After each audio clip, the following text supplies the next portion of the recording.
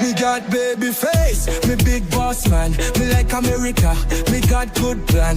Mexico water, make Gulf US away. Me make Zelensky say thanks to my face. Me got baby face, me got big chair. Trump bad, Trump good, me no care. Me write big book, kill billies and stuff. Now me import and wear tie up tough.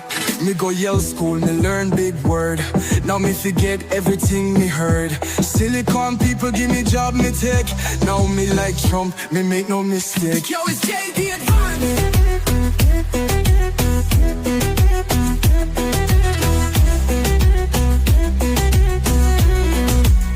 Me fight walk folk, me say never die. Me protect kids, me born liberal. Him,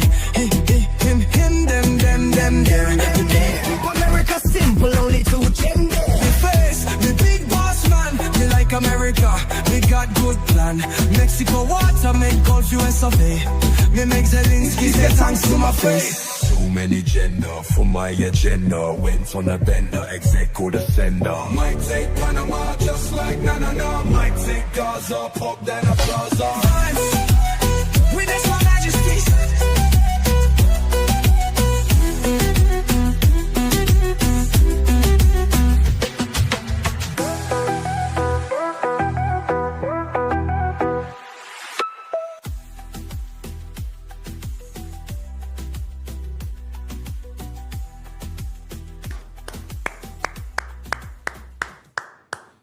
What's going on, everybody? Welcome into CobraCast 199. I am your host, Jeremy Prime, Mage out of Unit 199. Happy to see all of you here on a Saturday.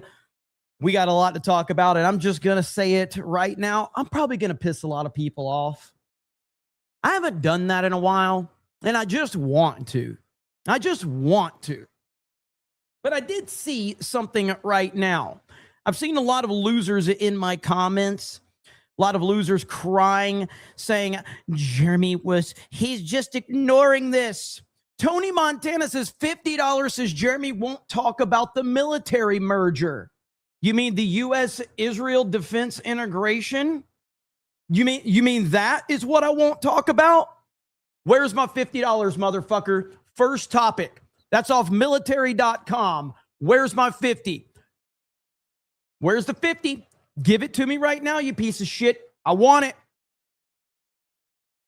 Just give me my money. You said I wouldn't talk about it. There it is on military.com. What else do you need? What else do you want to act like I'm not going to talk about? Pay up right now. Pay up. Let's get it. Let's do it. Waiting for that money, Tony Montana. I got a feeling you don't have your mom's credit card today, so I'm not probably going to get it.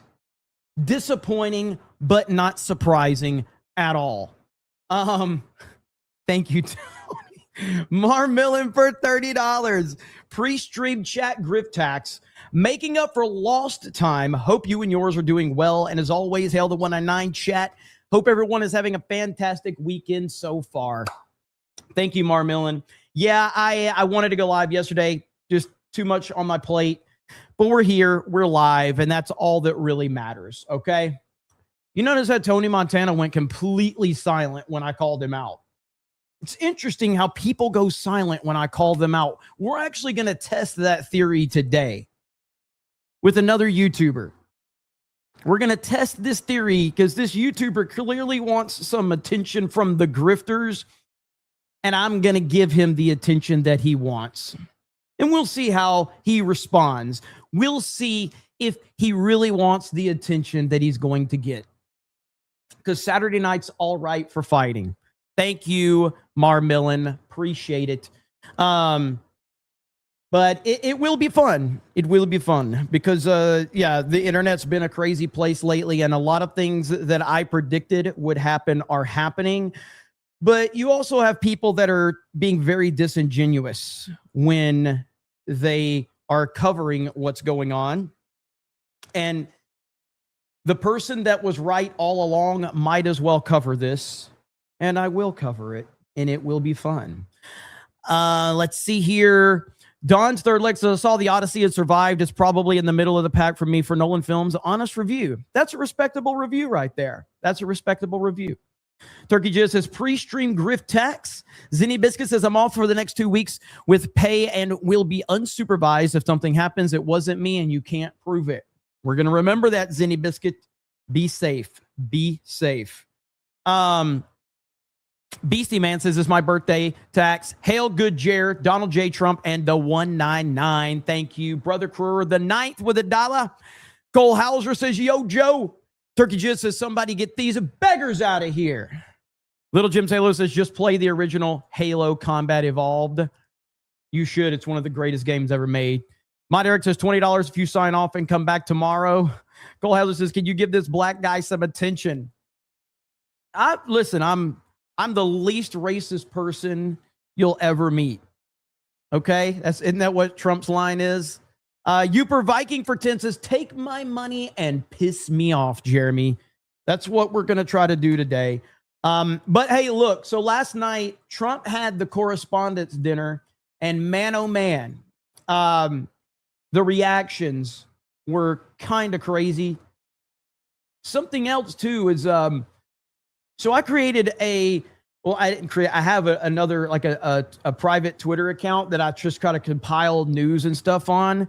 And I try to keep the algorithm specific to like politics and sports and video games and movies, so it doesn't get bogged down with everything else. I accidentally got into the anti-Trump algorithm on my For You tab. My God, it is a eye-opening experience to see what people are really saying about Trump that hate him. My God, the amount of lies and the amount of people that were eating up those lies. I got a few of them that I'm going to show you as well. It's absolutely nuts. John freaking Murdoch, 450 says, because you saved me money yesterday. And yes, you're always right. Happy Jessica. Thank you, John freaking Murdoch. Hail to you. And I mean, I appreciate 50, but I only get 50 for saving you like hundreds. Is that how this works now? What's the point in me saving you money if I don't make it back up and then take credit, even though I'm making more money by claiming I'm saving you money? What's the point of this gimmick if it doesn't benefit me? What the fuck are we even doing anymore? You know? Because like by the logic here, I could have streamed yesterday, made hundreds of dollars, and still got the 50 today. But instead, I take yesterday off, save you money, and then I only get the 50 today, but I would have got the 50 anyway. What the fuck is happening anymore? There we go. John freaking Murdoch with a proper 199.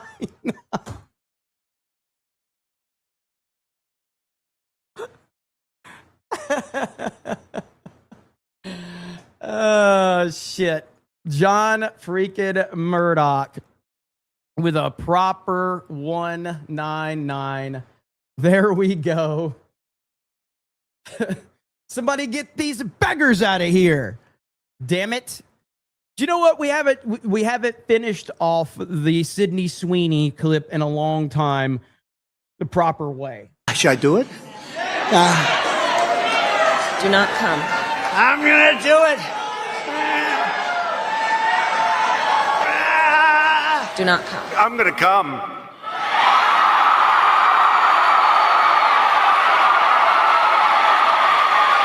Oh. There we go. Thank you, John. You freaking mad lad. Cole Hauser says, I'm your protector, so I don't need the attention. Good man right there. Are you going to be in Vegas, Cole Hauser? Are you going to be in Vegas? Just curious about that. I hope so.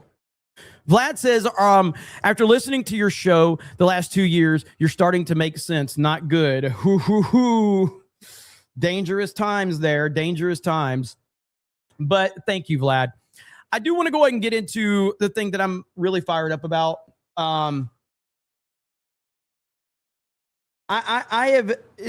Everything is playing out exactly as I predicted because I was right. I was right all along. And the Odyssey is going to clear $1 billion.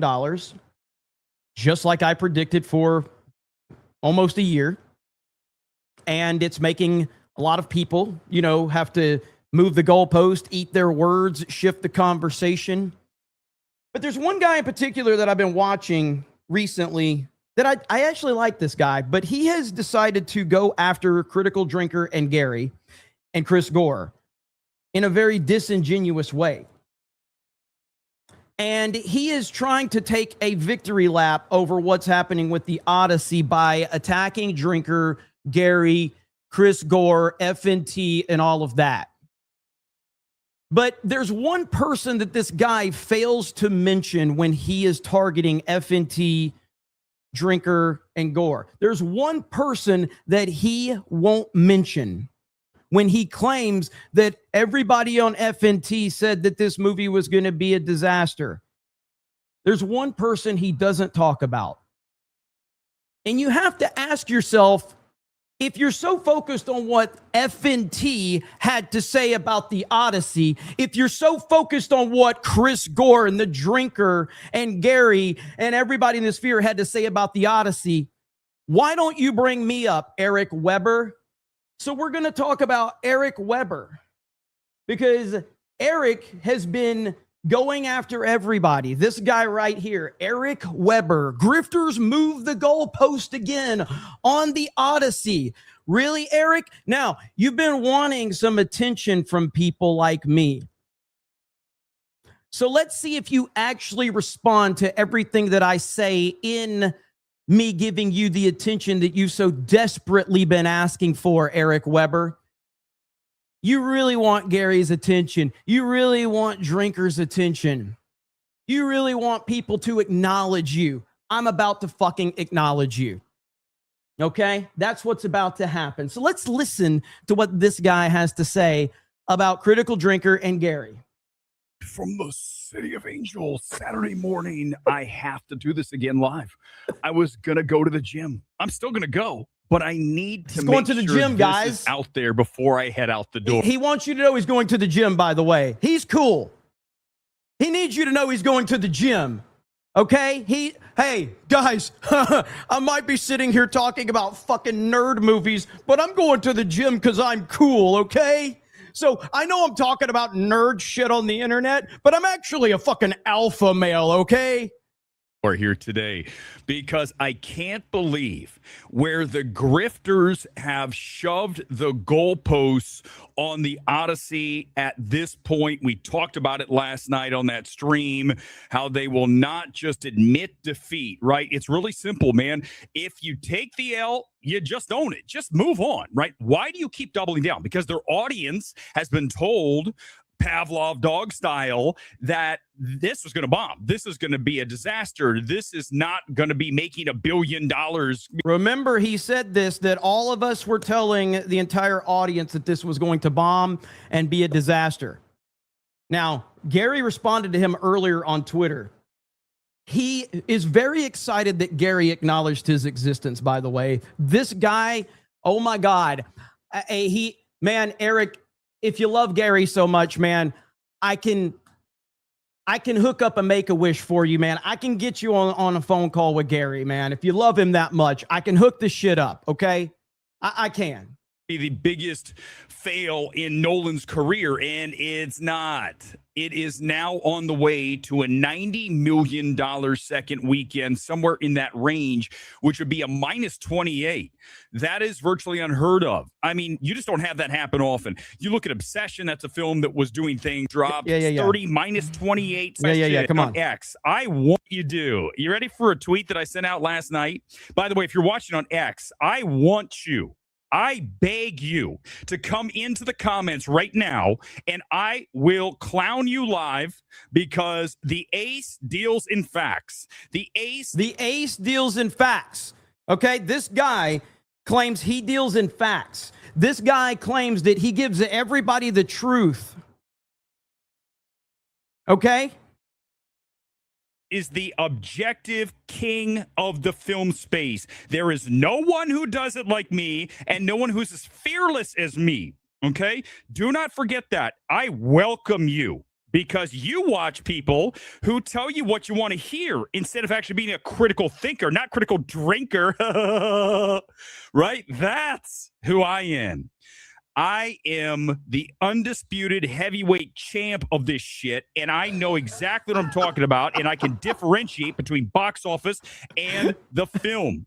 As I've said so many times, there's been films I trash, and they turn around and do really well at the box office, and I have to own that. These people won't do that. No, we're going to do some crazy shit. You guys ready for this? So last night, I found this via, I believe Richard Roper sent it out, and I go, I'm just going to use this. I took his picture from Reddit. First of all, I am familiar with Reddit. I don't spend a lot of time there. This is a post from Critical Drinkers Reddit, and people are now spreading this around as it was from the Critical Drinker, including Richard Roper. And it's going pretty viral on Twitter right now, where people are claiming this is Drinker that said it. Okay. So a little later on, Gary responds to this guy. Okay. And you could tell like how excited he is that Gary acknowledged him. Percent drop in box office in 5 days. It's crashing and burning. Now, granted, this could be a troll. I pray it is. But guess what they're doing? You guys ready? Here it is. Here, Nerdrotic came in because Nerdrotic follows me. Just in case you didn't notice, that isn't Drinker, Eric. No shit. 908 likes, because this is what I'm talking about. Here comes all of the minions that do the work of the Nerdrotics and the Critical Drinkers and the true drug Chris Gore. We will fight for you, almighty one. Guess what? I'm the one-man fucking army. I don't need an army full of simps to help me. Bro, this guy's so fucking excited Gary responded to him. I will take you on by myself. Okay, don't worry. I have no problem with that. Oh, we're up to 911. It continues to grow. And look at my reply. I'm 100 aware it's an anon simp of Critical Drinker. Thank you. Only my man is coping in real time that he's being ratioed by Gary. 3. I get 3 likes for that. I get 3 likes. This other guy, because you know why? Because that is the community that is the anti-woke. Look at me. Let's talk about Gore for a second, because this is fun. Gore was a no one, nothing happening channel. Film Threat, nobody watched. He would put a video out and there was nothing. Now, I'm not saying, dudes, we're not saying that we are Grace Randolph, okay? That day's never going to happen. But I got news for you. My channel has more views than the old Film Threat. You know what Film Threat did? He finally realized that in order to grow, you have to be polarizing to one side or the other. You've got to jump on, in his case, the anti-woke. He made a video with Film Courage taking on Disney Star Wars. So at this point, I have to bring this one up where he brings Friday Night Tights up. Right here, okay? Lean left. Now that sounds like you're right. Maybe you're right. Now I think you're left. Your face. Do you understand that? These people, but look, their audience wants like Pavlov's dogs. Hey, everybody, this film's gonna bomb because of this. And the audience like, oh my God, you're right. You're so great. In fact, I'm gonna go live right now. Let's look before I get into the details. Let's go look at Friday Night Tights that's going on live right now. A lot more viewers than we have. But look, they need, let's count together. 1, 2, 3, 4, 5, 6, 7, 8, 9, 10 people to do the work of one ace. My show is more entertaining than these 10 people combined. And I know that Gary is familiar with my work, but I am going to drag you right now, Nerdrotic, because you said this film was dead. And then, if I'm not mistaken, you didn't take me up on my bet, which was, is this going to bomb? You didn't reply. And you know why? Because you knew, and I believe you later tweeted, that, hey, you know what? It probably will do well because Avatar did well. People like dumb shit. Bro, this is, come on. Look, here's the deal. You need to just be more honest. Just say, I want to see this film fail because of the casting, but it's probably not, and I'm playing a role, and this is what I have to do, right? That's the thing. These people have to inhabit this personality that they always need to make sure the audience gets what they want. want. When I do a stream here at MMT at 2:30 on a Friday, I am firing this up and I'm shooting. I do not have a plan for how I want this to go. Yes, I know the message. The message is this film is going to be 115 million plus domestic, plus the overseas cash, which is very impressive. More on all the details. I'm just letting this guy build his case because he has built the case that all of us have been 100% saying this movie is going to be a disaster and it's going to fail and all of that. He has consistently said this over and over. And he himself has claimed that he's the only one that claimed it was going to be a massive success. That's what this guy says. And yet he never brings me up. In a minute, but I just want to make sure all this is understood, that when it comes to objective film discussion and being fearless and talented, the best evaluations in the business, you are watching MMT, not these 10 people that cannot hold a candle to what I do here at MMT. I can't hold a candle to you, buddy. Well, let's go ahead and fact check that right now. Why don't we? Let's look at this montage right here of me starting 7 months ago on panels with the people that you claim are so much in a bubble and lied to their audience. Why have you never pulled this clip up, Eric Weber? Why have you never pulled this fucking clip up and played it on your stream when you claim you're the first and only person to say that this movie was going to be a success? Why have you never done this? Because it blows up your lies about the entire sphere that I am in. And yes, I have been the only one saying exactly what I said. And I have been very critical of everybody else, saying you guys are barking up the fucking wrong tree. And I am right, and I've been right the whole time. But Eric Weber doesn't want to bring this up. And I hope that now that he's gotten my attention, maybe Eric Weber will play this on his stream. I would love to get his reaction to this clip. What? I mean, I'm pretty sure this movie's going to make $1 billion. I think this is going to be a massive movie. I think really, though? Absolutely. Dude, Oppenheimer, a 3-hour biopic, made $950 million. Now, will it be good? That's a whole different story. It's going to be a massive success. It will. I think it's going to be a highly, highly divisive movie in a lot of ways. Right about that again, 7 months ago. Massive success, highly divisive, but I also think it will be a huge success. I get the concerns, and I share some of those concerns. I still think it's going to be a massive fucking hit. I think this movie's guaranteed to do 400 to 500. Hey, Blue Lantern, guess what, you stupid fuck? I'm the owner of Geeks and Gamers. Saying I'm the only one involved with Geeks and Gamers that wasn't hating on this movie. I'm the fucking owner.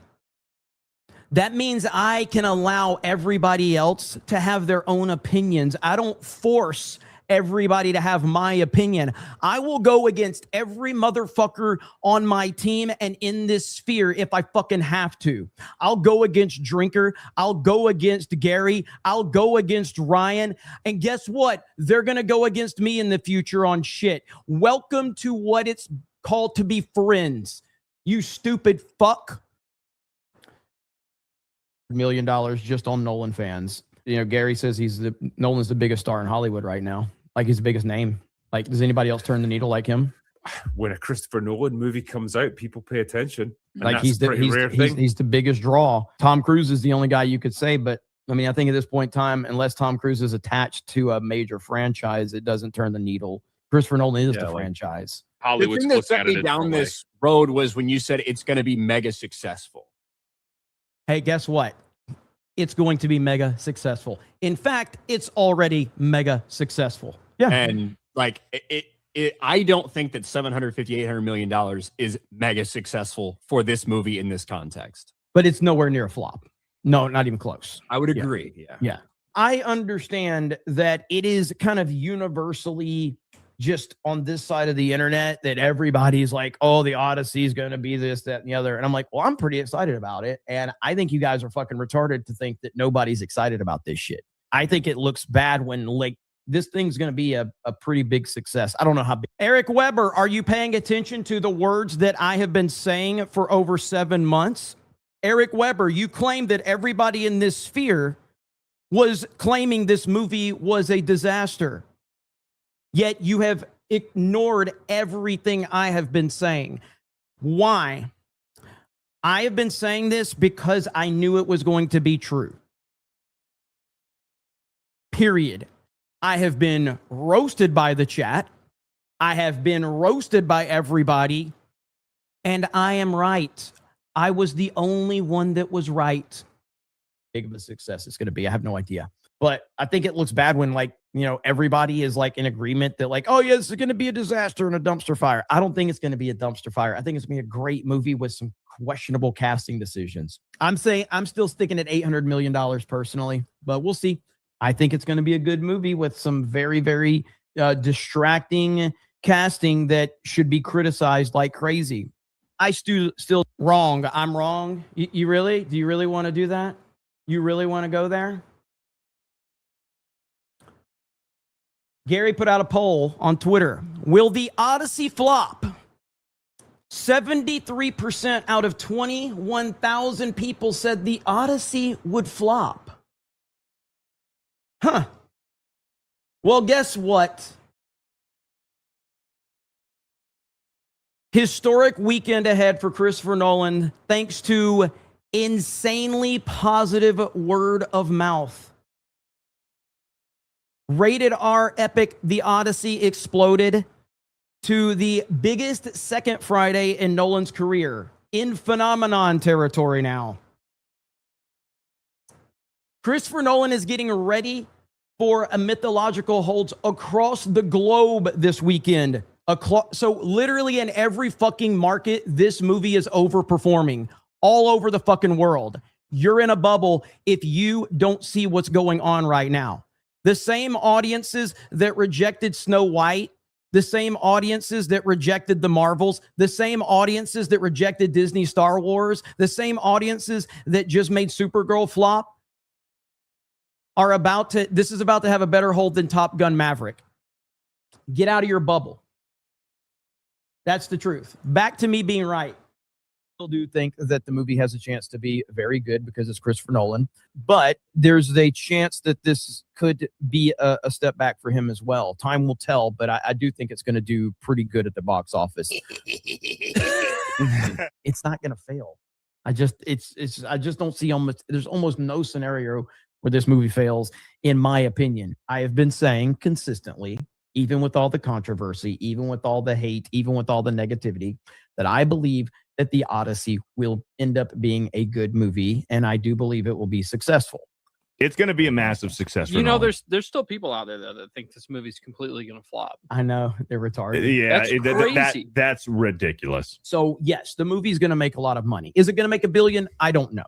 I'm thinking I more really around don't the know. 800 million. 800 range. has been the number that I've been putting it at. Yeah. I don't know if it's going to make $1 billion. It would be better for me from a business standpoint to say, Christopher Nolan's going woke and he's ruining everything and all. Like, so I just have to be honest. I'm looking forward to it. My whole thing is I've complained about Helen of Troy and Trans Weirdo being in this movie. My first video on it, I said the Odyssey deserves to fail, but it won't because it's Nolan. And that is something that a lot of the Matt Walshes and the end wokenesses and the right-wing commentators that suddenly love to talk about pop culture, they're pretending that Nolan is just this left-wing wacko. And I think that's the wrong tree to bark up. Because if this movie does $1.2 billion, all of this shit about its woke DEI slop is going to make everybody talking about it in that sense look really bad. And guess what? I got bad news for you guys, but I'm up to my prediction now. 1.5 billion minimum for this movie now. 1.5 billion minimum. 100 million is my number, but I think it's probably going to do over $1 billion. I don't like when everybody just agrees on every fucking thing, dude. It's boring as fuck. It's seriously boring as fuck. I am the one person in this sphere that has said, I think the Odyssey is going to be really good. 1.5 is not going to happen. Now, a lot of people have said have you guys not learned to just understand that I'm right? You keep, like, at this point, I think you guys are trolling when you just keep saying it's not going to do this. It's not going to do that. Bro, you guys are in such a fucking bubble. Think it'll do well financially. I'm the only one that keeps saying I think the movie's going to be really fucking good. I'm the only one that's had the balls to say that, and I stand by it. If I'm wrong, I'll admit I'm wrong, but I'm pretty fucking confident I'm going to be right. A lot of people are missing the obvious. Fuck, I forgot about that picture. I forgot about this picture. That Christopher Nolan has not made a film that has performed terribly in his entire career. I tried to warn you. You all laughed. By the way, Eric Weber. Hey, so Eric Weber loves to take selfies of himself. Okay? He's really focused on selfies of himself, okay? So when he saw The Odyssey, before I saw it, before it had a wide release, I responded to his tweet. And I said, I was told by right-wing internet experts that this movie would be a woke DEI flop. I tried to warn them. They didn't listen. Guess who didn't acknowledge this? Eric Weber didn't acknowledge this again because he keeps trying to say that FNT in this whole sphere, none of us disagreed. None of us. We were all repeating the same talking point, and Eric Weber never brings me up. Because he knows when he does bring me up, it will destroy his lies about FNT. You all said I was just a Nolan fanboy. I said this movie is going to be a massive fucking success. Normies are going to eat it up. And we all called it woke DEI slop. So the next time woke DEI slop is mentioned, nobody's going to fucking take you seriously because the movie of the fucking year, everybody labeled it as woke DEI slop. And I said it, you're barking up the wrong fucking tree. And everybody looked at me and said, you're wrong. You're insane. You're stupid. And I'm like, okay, prepare to be looking very stupid in a few days. Criticize the casting because it should be criticized, but have a little perspective when you're talking about it.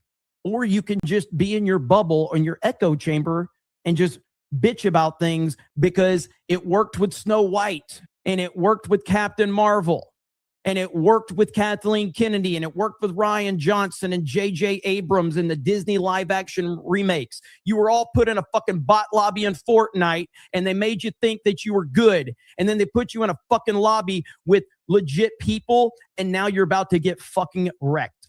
Jor-El Cobra trying to warn everybody. Everybody gets mad. Try to tell the Kryptonian Council, guys, you're walking into a fucking buzzsaw. No. This is going to be a flop. This is going to be a disaster. This is going to ruin Nolan's career. Like, do you understand what the fuck's about to happen? No, they don't. No credibility. Nope. After this, the next Disney movie that has dislikes, who the fuck's going to listen to that after the fucking Odyssey does $1 billion and everybody loves it? Hey, Eric, cares? Are you going to respond to this?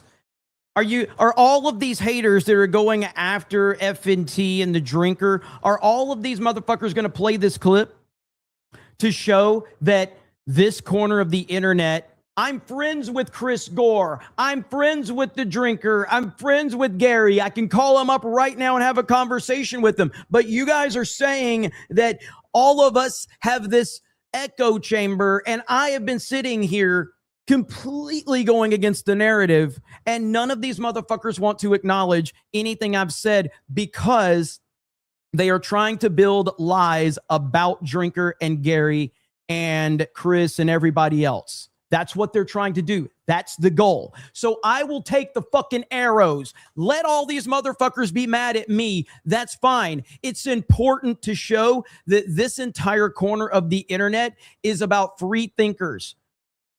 I have no problem with Gary's opinion on this movie. I have no problem with Drinker's opinion. I have no problem with Chris Gore's. I have no problem with anybody's opinion that doesn't like this movie. Because that's what this entire sphere is for, is people to have their own opinions and not be bullied into thinking what the masses want you to think or whatever. That's what this has always been about, is free thinkers. And I don't care how much heat I get. I was right.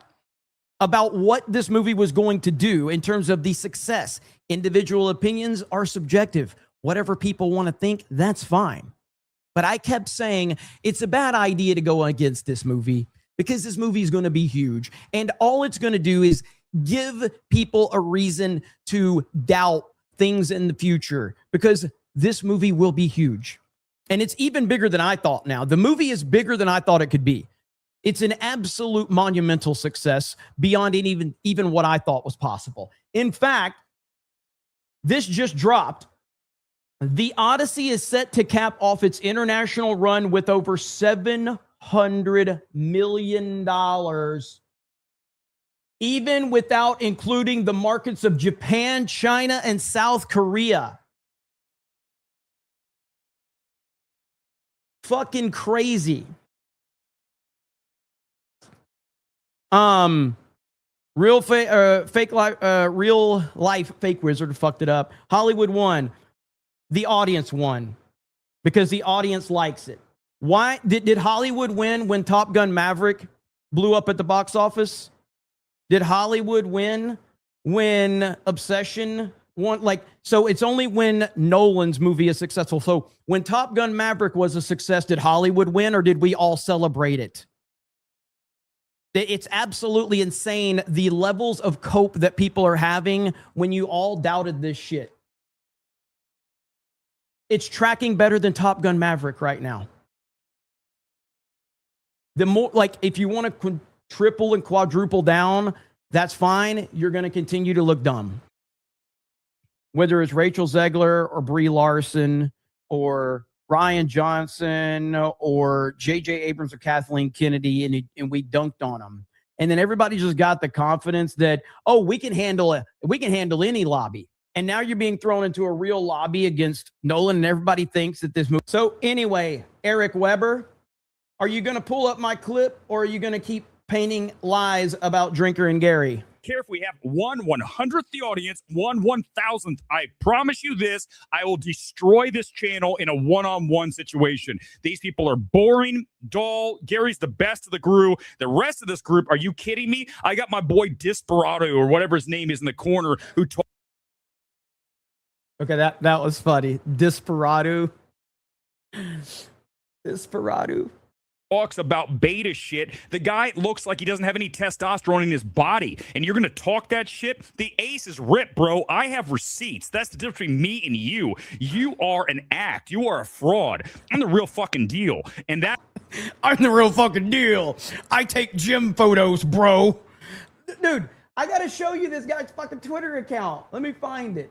All right? This motherfucker takes all of these goofy fucking selfies, okay? Look at this motherfucker. Look at this son of a bitch right here. Hey, dude, look at me. Look at me in my Lakers jersey, bro. Hey, woo. Hey, guys, I go to the gym. I'm not a nerd. I talk about nerd shit on the internet, but I'm not a nerd. That's the reality, is that I'm going to keep pushing that and hammering that until the world understands that the ace is here and he's playing for keeps. And we're play for keeps, ace. React to me for the past 7 months, predicting literally to a T what was going to happen with this movie. Play it, motherfucker. I dare you. And then let's see if you can continue with the narrative that all of us were saying one thing and you were the only one predicting different. I dare you. I'm begging you to play my fucking clip. And then play the clips where you said you were the only one that was claiming this. only ascending higher and higher here on MMT. Let's get back to the story.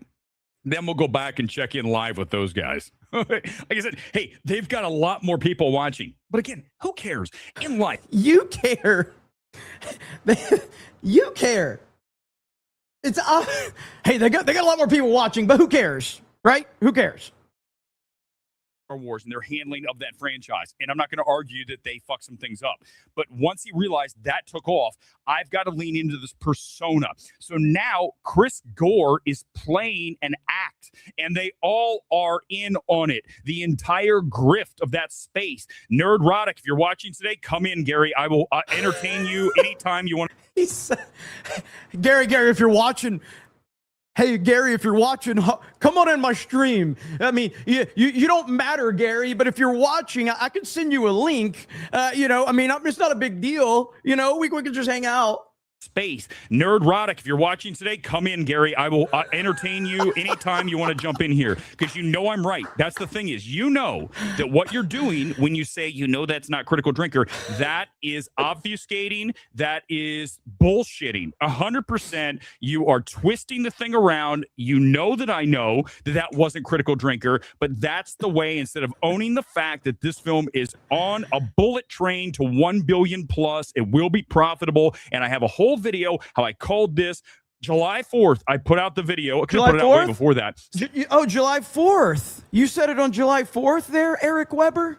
This film's not going to bomb. Go look. I have receipts. That's the difference between me and these other people. I don't just all of a sudden decide. Oh, you have receipts? Let's rewind that a little bit. I really hope you react to me tonight.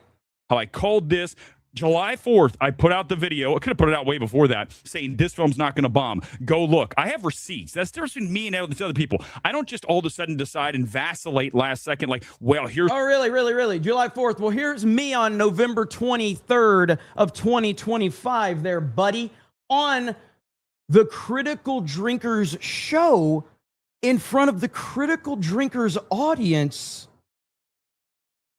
saying... what you said you claimed on July 4th. Problems with the casting. Elliot Page. What? I mean, I'm pretty sure this movie's going to make $1 billion. I think this is going to be a massive movie. I think really, though? Absolutely. Dude, Oppenheimer, a 3-hour biopic, made $950 million. Now, will it be good? That's a whole different story. It's going to be a massive success. It will. I think it's going to be a highly, highly divisive movie in a lot of ways, but I also think it will be a huge success. But hey, he keeps his receipts, guys. The thing, it doesn't look like it's going well, so therefore it's going to bomb. I stick to what my initial prognostication is, and I have a very deep understanding of how films work, especially when I see them. I know. Go back. Bro, I've been getting absolutely annihilated by the audience, which is part of the gig. You can either say what people want you to say, or you can tell them what they need to hear. And if you tell them what they need to hear, you're going to get backlash. You just are. Right now, the movie is tracking for well over $1 billion. Its holds are some of the best holds we have ever seen for a film of this magnitude, and people are still in denial about it. It's the craziest fucking cope I've ever seen in my life. Now people are shifting it to going, oh, well, it's because the IMAX tickets are so expensive. Motherfucker, they were expensive before the movie came out when you all said it was going to underperform. I mean, do you think this is the only movie that's ever been put in IMAX or some shit? Like, the cope and the goalpost moving has been out of this fucking world on this movie. It's very reminiscent of when the left reacted when Trump won, and they were just so shocked. And they were like, how could Trump win? Because you've been in a bubble.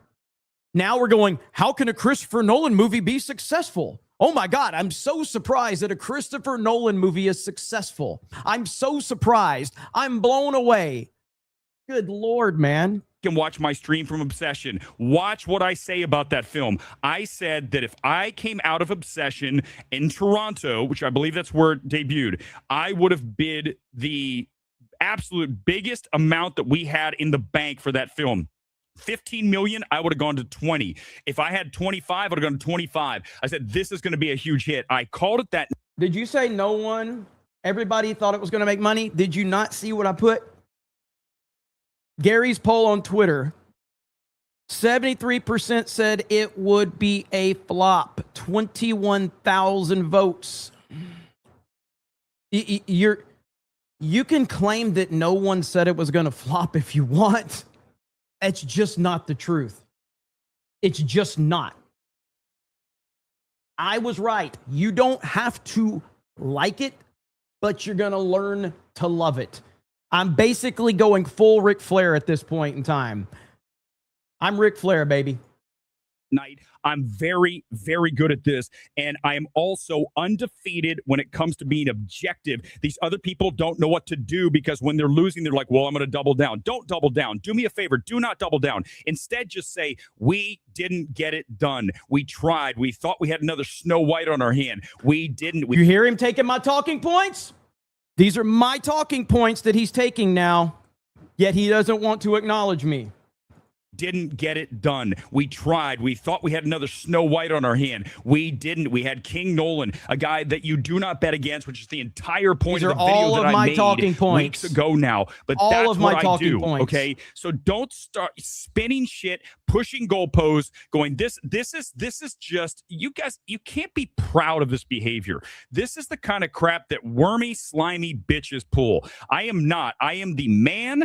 I am the myth. I am the legend. And do not mess with me when it comes to calling things. I nail them. I said that Michael was going to be a huge hit after all the bad reviews because I saw the film and I said it delivered. I have a track record that is unmatched, unparalleled in this space, and you need to understand that. If you don't know who I am, you better fucking recognize. You better learn right now because the man. To be fair, dude, I until this recently has happened, I think I find Eric Weber to be very entertaining because he's basically got this gimmick going of. I like it. I like the gimmick. I think it's funny. But when he was blatantly ignoring me while trying to go after FNT, that's when I was like, okay, now you're going to get my attention. I do. I think he's entertaining as hell, dude. I love his shit talking. I absolutely love it. The myth, the legend is on the mic. And these other people are all pretenders. They're all grifters. I am none of the above. And that's one of the reasons why this channel will always be a niche channel because I'm not going to play to one side or the other. I'm going to play to the truth. And the truth wins every time. It may not get you views. As Chris Gore learned, he's got to lean into some kind of fucking fraudulent act. Not me. This is the real deal right now before I go to the gym and bust out some biceps here on this. Don't forget, guys, while he's talking about Snow White and Supergirl and Christopher Nolan, he's also going to the gym because he's cool. All right? He's also going to the gym. Saturday, comment time. That was, wow, that was good. I knew I had to do this live. You understand? That was 10 minutes of raging that wouldn't have come through as well if I recorded it. Once I hit live and I know I've got no safe. Anyway, we're going to, I really hope that he reacts to me. I really hope he plays the montage that of 7 months of me saying everything that he started saying in July. I said it in November. And that is where we are right now. And yeah, the cope is definitely off the charts for people that wanted this movie to fail, thought that this movie was going to fail, or whatever. I don't deny that at all, but that's not the point of what I'm talking about right now. My point is that there's a lot of disingenuous coverage of this fear of the internet, and they are actively ignoring me going completely against the grain. You can go in the comment section and look. I got crushed by the entire audience, and that's fine.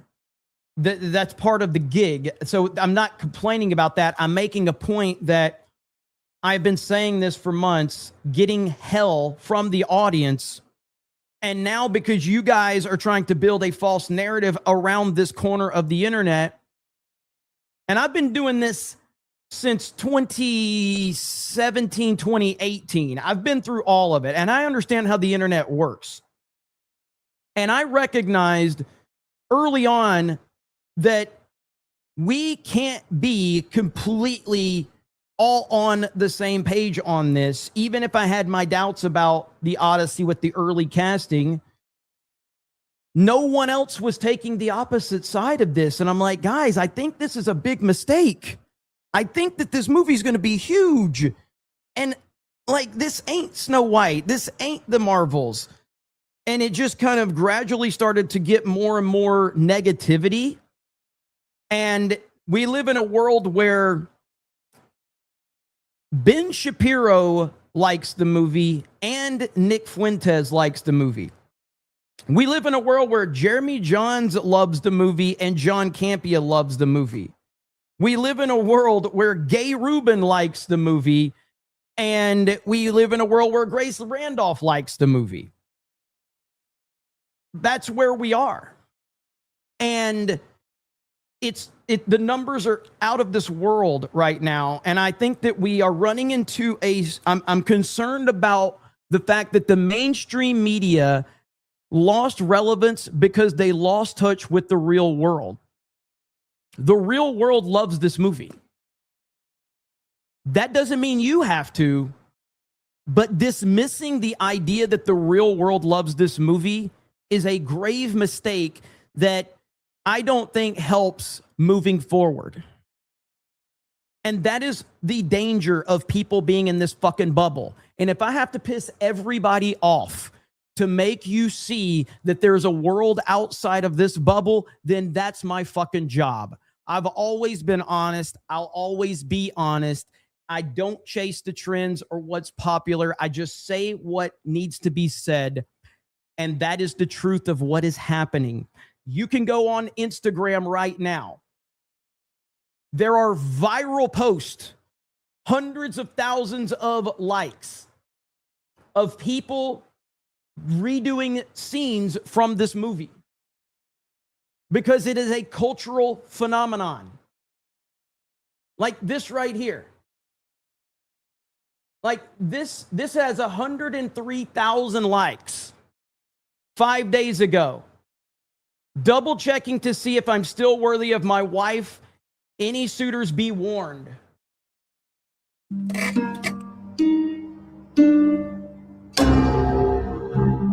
That is fucking awesome. That is awesome. That is a fucking great meme if you've seen the movie, okay? And people, this is what the real world is doing with this movie right here. There's more. Right here.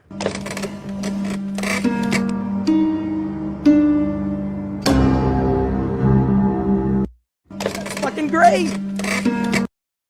Right here.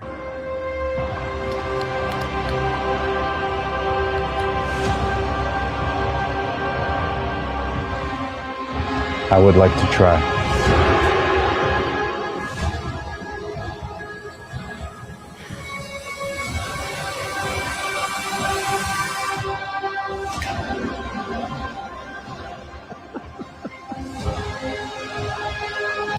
This is what the real world thinks of the movie. Okay? Just the truth. I saw this one. A face. A fleet. A war. A man in the mirror. Woo! Can't play the music. 223,000 likes. Bro didn't go home for a few hours and thinks he's Odysseus.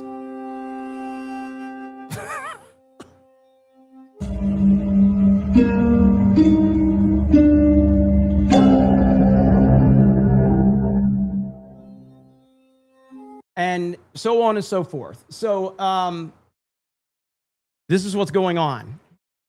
You don't have to realize it, but I'm here to burst your bubble that it is happening. And people are loving it, and it's breaking box office records like crazy. And I got bad news for you because the cope has now shifted to, well, Spider-Man comes out next weekend. It's going to crush it.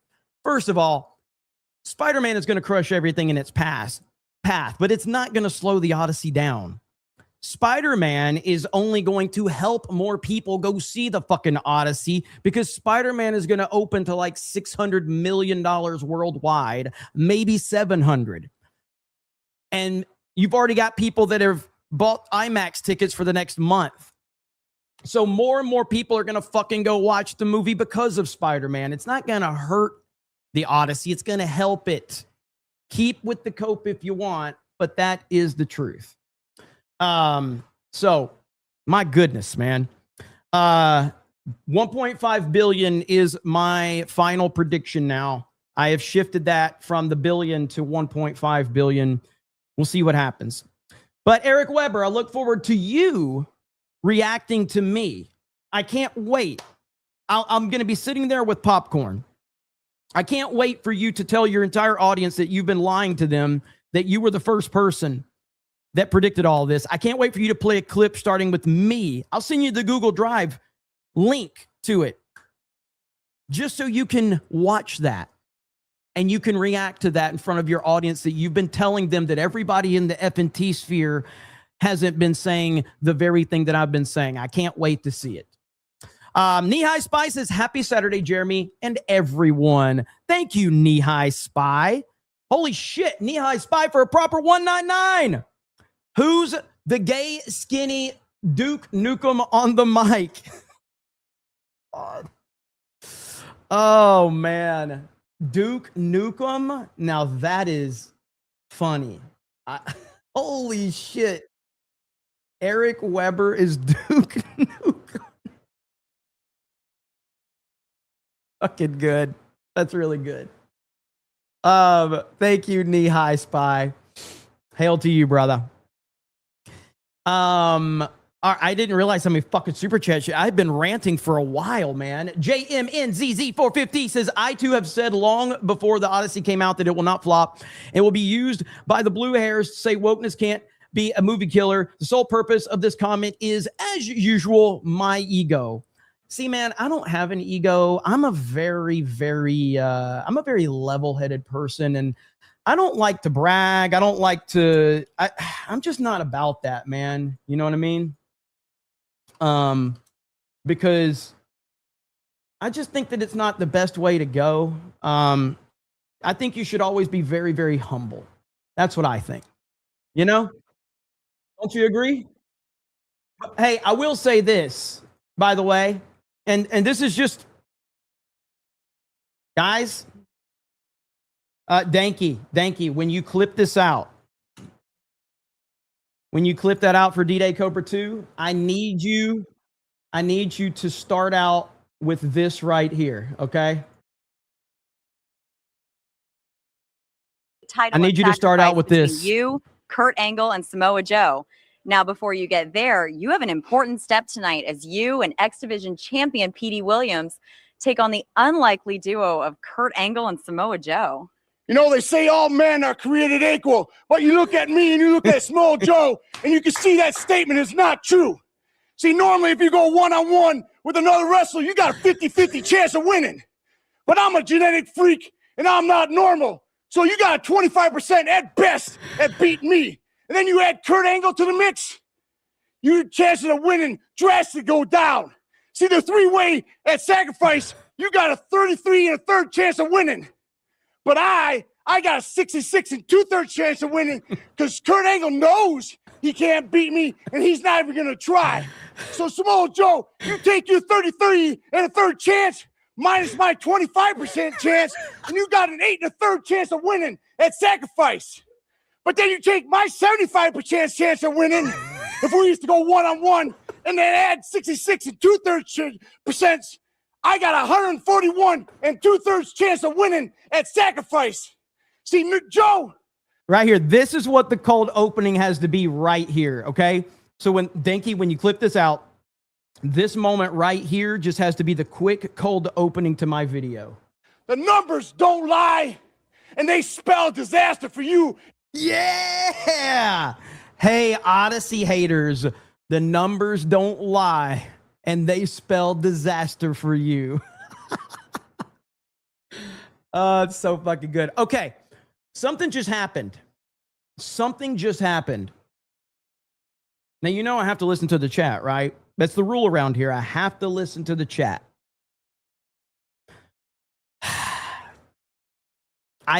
When somebody has gotten the best of me, I have to acknowledge it. Okay? Zero Gun Rival says, I want to say, can we move on? But then Jeremy will just meme me and go off on this for another hour.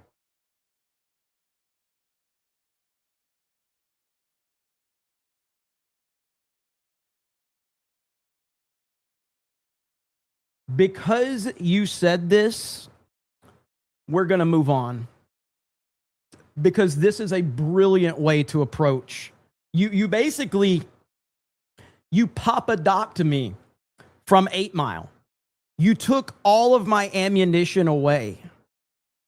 So I have nothing now. All I can do is what I'm telling everybody else to do in the Odyssey. I'm taking the L and I am moving on. Zero gun rival, you win. And on top of that, I'm going to drop some gifties. I'm going to drop some gifties because it's just such a good comment. I have to. I can't ignore how awesome of a comment that is.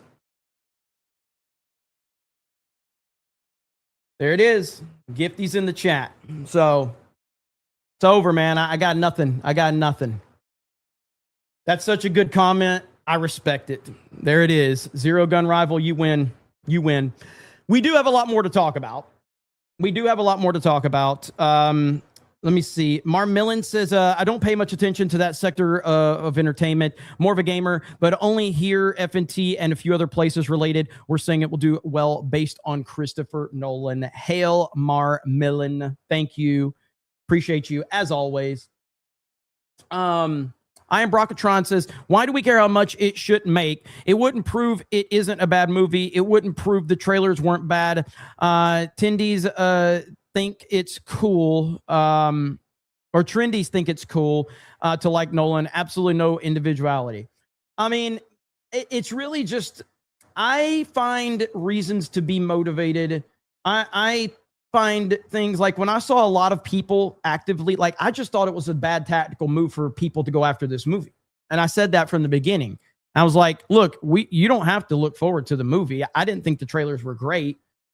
But the amount of negativity that was focused on this movie was always going to be a bad look. And that's what I wanted to try and offer a different perspective, because I just thought that we were walking into a fucking L. And we were. It was always going to be that way. So, yeah, so that was my perspective on it. Marmilla says, great AI, you're doing it here to prove... is that what great AI? You're doing here to prove a point. You super max grifter. You were constantly saying how much Nolan film would flop. I remember this specifically. You changed, Jeremy. You caught me, man. You caught me. It's over. Thank you, Marmillan. Coopster says, I'm so glad he moved on. I mean, technically I did. I'm just reading some super chats now. Ryan Walker says, me and my wife just watched The Odyssey based on your recommendation. It was amazing.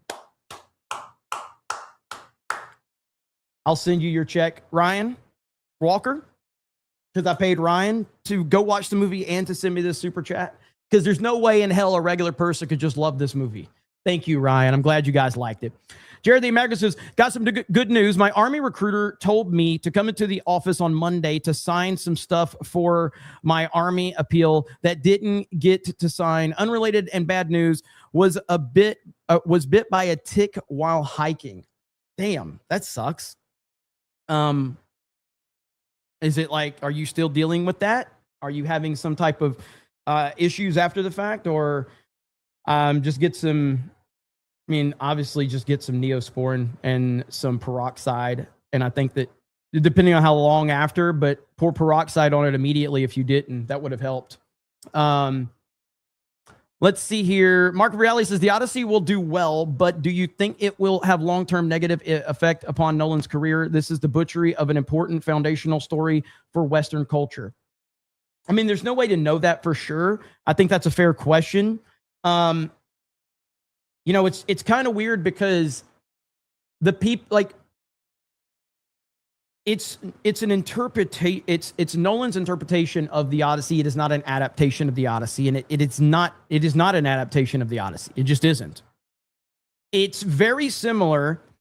It's weird because I kind of get aggravated, not like with memes and stuff, but like when people genuinely are like, you're just taking up for Nolan. It's like, dude, I've spent my entire YouTube career telling you that Man of Steel is a dog shit movie. Why do I say Man of Steel is a dog shit movie? Well, because it is. But what's interesting is Man of Steel and the Odyssey have a lot of similarities in terms of they veer from the original source material in order to appeal to a wider audience. Because for years, Man of Steel or Superman was perceived as someone that wasn't relatable, which I call bullshit on that, by the way. Superman is incredibly relatable, but studios always had this idea that Superman is not a relatable character. Okay. So Man of Steel, I think, is a good movie about an alien coming to Earth and finding his way. I think it's a terrible fucking Superman movie. I think that you can apply the same logic to Christopher Nolan's Odyssey. It's a terrible adaptation of the Odyssey, but it's a great job of the story Nolan wanted to tell. So there's two dynamics to that. And some people can't separate the two. I can. I can tell you Man of Steel is a good movie about an alien. I can also tell you it's a terrible fucking Superman movie. So that's who Nolan is. This is who all of his films are. His Batman movies are not representative of the character to a T. He took plenty of liberties with The Dark Knight. Plenty. A lot of people overlooked those liberties, but he took a lot of liberties with the Dark Knight trilogy. And a lot of people just didn't see those for what they were. And a lot of the things that he's doing in the Odyssey are very similar to what he has done with Oppenheimer and telling that story. So I think the criticism of saying it's a terrible adaptation of the Odyssey, I think you're 100% right. I'm not going to disagree with you at all. There is no argument to be had there. And if you look it up, because I know Zack Snyder directed Man of Steel, but I was looking up all of the information on Man of Steel the other day, and I was asking AI about all the people involved. And then I asked AI, and I might could pull it up. I don't know if it's still in my history here. I asked AI, I said, who is the single most important person in the creation of Man of Steel? And guess who the most important person was? Christopher Nolan. He's the reason the movie was made. It was him. So he is responsible for that shit movie. And I hold him fully responsible for that. He wrote the story. He hired Zack Snyder. He hired Henry Cavill. He got it greenlit through Warner Brothers. He's the single most responsible person for Man of Steel's existence. And I don't like that movie. Old Salty Dog says, have a Snickers streamer. You sound hangry. $10 helps. Marmilla says, man who takes TRT and suddenly hard AF mofo. I hate people like this. You and me both. C. Blumber 89 says, can you explain the 800 million to 1.5 billion when the movie has been out a week and wasn't crossed? Hang on. All right, hang on. Okay. Can you explain the 800 million to 1.5 billion when the movie has been out a week and wasn't the 300 million mark? You expect it to grow from this epic success times 4, 0 drop in sales for the next 3 weeks. Okay. I'm not going to, because I believe you're asking a genuine question. I really believe you're asking a genuine question. Okay. So let me break this down for you in the most simplistic way I can. No disrespect. Right now, as it stands with reported box office numbers, The Odyssey has crossed $400 million worldwide. A lot of the international markets have not fully updated their numbers. We also are heading into the second weekend, which is expected to be about $90 million. And if it's at $90 million, that is going to be about a 27% drop from week one, which would be tied with Top Gun Maverick for the single best second week drop in history for a movie that opened to over $100 million. Japan, China, South Korea have not opened yet. Those markets don't open until middle of August, I think. So you have a huge market that has not even opened yet. China, Japan, South Korea, none of those markets have even opened for it. It's expected to make anywhere from 150 million to 200 million in those markets collectively. After this weekend, on Monday, it will probably be sitting at about $600 million worldwide without China, Japan, and South Korea. So it's already going to be at 600 million after 2 fucking weeks. It's going to make probably 1.3 to 1.5 billion dollars when it's all said and done. So those are the numbers. So yes, it's already well ahead of Oppenheimer, which made $975 million at the box office, and it's running well ahead of that. The one thing about Christopher Nolan movies is they have legs at the box office. They have repeat viewings, word of mouth. It's always moves in a positive direction for him. That is how it always works, whether people want to like that or not. So yes, that's where it's going to be. But I appreciate the question. But the bottom line is there's been so much cope about how people have been approaching this. Theaters are buying tickets out, and Rotten Tomatoes has got a made up score, and they're like it has been wild. Welcome to the fucking internet, though. But anyway, you can clip me out, and I look forward to replaying that in a few weeks. We'll see what happens.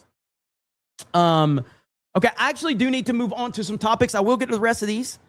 But I do, man, I appreciate you guys. You guys have been overly insane today. But a couple things that I want to talk about, and then I'll get to the rest of these super chats, is President Trump has pissed off everybody again because he has.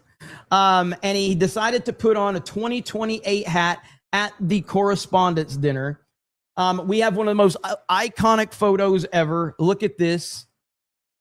Trump, how does he do it? How does this man continue to do this? I don't know. I will never understand how he does it.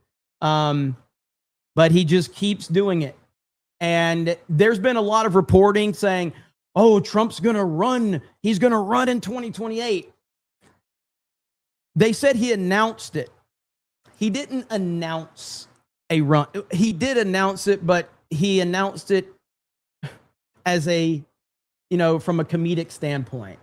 Right here, Trump unveils a Trump 2028 hat at the White House Correspondents' Dinner. So this obviously caused a lot of people to report that Trump announces his run for 2028. That didn't happen. Well, I mean, it did happen, but it didn't happen in the context. But of course, that hasn't stopped a lot of the memes, because here's Gavin Newsom. I have 24 Trump 2028 hats. His folks keep sending me. I wasn't exaggerating when I said that I received in the mail a Trump 2028 hat from one of his biggest supporters. These guys are not screwing around. Now I'm going to do it again. Thank you. Gavin is so mad about it, dude. He's so mad. So here's the actual clip of Trump right here. Now I'm going to do it again. Audio's a little low. Thank you. I'm going to do it. Should be easy. I'm getting very good at running for president. No, I won 3 times, did very well the second time, by the way. It's a rigged election, but we don't have to talk about it.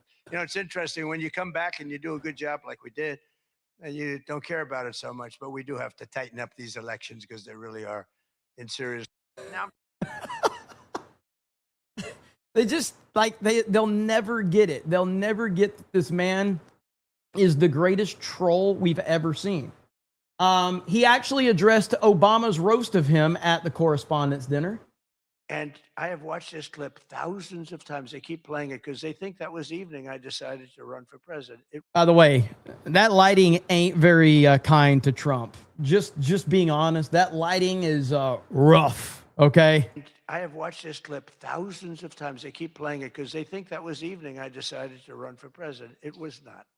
In fact, I loved the evening. I looked at my wife. I said, can you believe it? All these people, that's all they're doing is talking about me. I love this dinner. It's true. And Obama was nice. It's amazing how things work out. He actually showed a picture of the White House with a big Trump on top. Like I put a sign. And I'm sort of doing that when you think about it, right? I mean, he wasn't really wrong. But no, he was respectful. He was good. And it had nothing to do. It had nothing to do. I just decided that I wanted to make America great again. This had nothing to do with that dinner. I've gotten so many. I've gotten so many. And so there's that. He did address that. He also called out Caitlin Collins, made a transgender joke about Caitlin Collins. Let me see if I can find this one, because man, it was good. It was very, very good what he had to say. And is this it right here? Here we go. But they'll learn their lesson. But I want to personally congratulate CNN's Caitlin Collins on receiving her award. It was all about me. It's a fake. She shouldn't get the award. It was a fake, but I didn't mind. I said, Caitlin, congratulations. But it was fake. There's no question about it. But she's a young, attractive woman. She never smiles. I said, Caitlin, do you ever smile? Smile. You have a nice position. You're at CNN Fake News. You should be a happy person.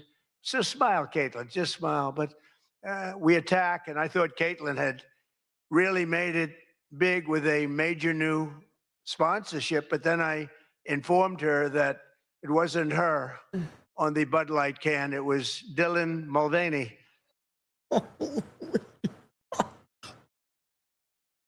Bro. And I informed her that it wasn't her on the Bud Light can. It was Dylan Mulvaney. And Dylan Mulvaney cost Bud Light $35 billion in market cap. Damn. Now that is savage. Holy shit. I was not expecting that one from Trump. Jim Acosta's very upset. This dinner is a disgrace. Trump's ramblings, unhinged speeches full of hate and spite, just spewing nastiness at his usual targets. Let's not sanitize how truly ugly it was. This would be a great moment for members of the press to get up and walk out. Oh my God, man. Jim Acosta, he's broken. He's been completely broken by President Trump. Now, the other day, we had President Trump speak on a very serious matter. Now, a lot of you guys are just like, Jeremy, you won't cover controversial things that Trump says and all of that. And you know what? You're right. I've shied away from controversial things that Trump has said. I don't want to make my audience mad. I don't want to lose super chats. I don't want to lose viewers. So I've been shying away. But finally, Trump was faced with one of the most controversial questions he's ever had to deal with. Michael Jordan or LeBron James? Well, Michael Jordan's a guy that's a friend of mine. Play golf with him. He's a really good guy. And I think LeBron is, maybe he's a racist, but maybe he doesn't like Trump. I don't know. But I only like people that like me. So I would say Michael Jordan all the way. Well,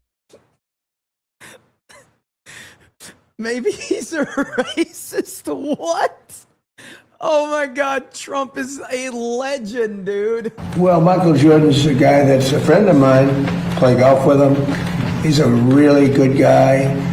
And I think LeBron is, maybe he's a racist, but maybe he doesn't like Trump. I don't know. But I only like people that like me.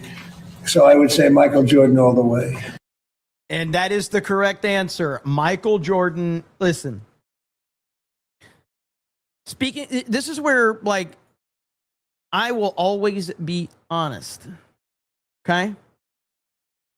I'm going to follow up. I'm going to say something very unpopular in the chat, and then I will follow it up with something very popular in the chat. Okay, well, first things first. My favorite player all time is Kobe Bryant, the Black Mamba. Okay? That is my favorite basketball player of all time. Love Kobe Bryant. My favorite.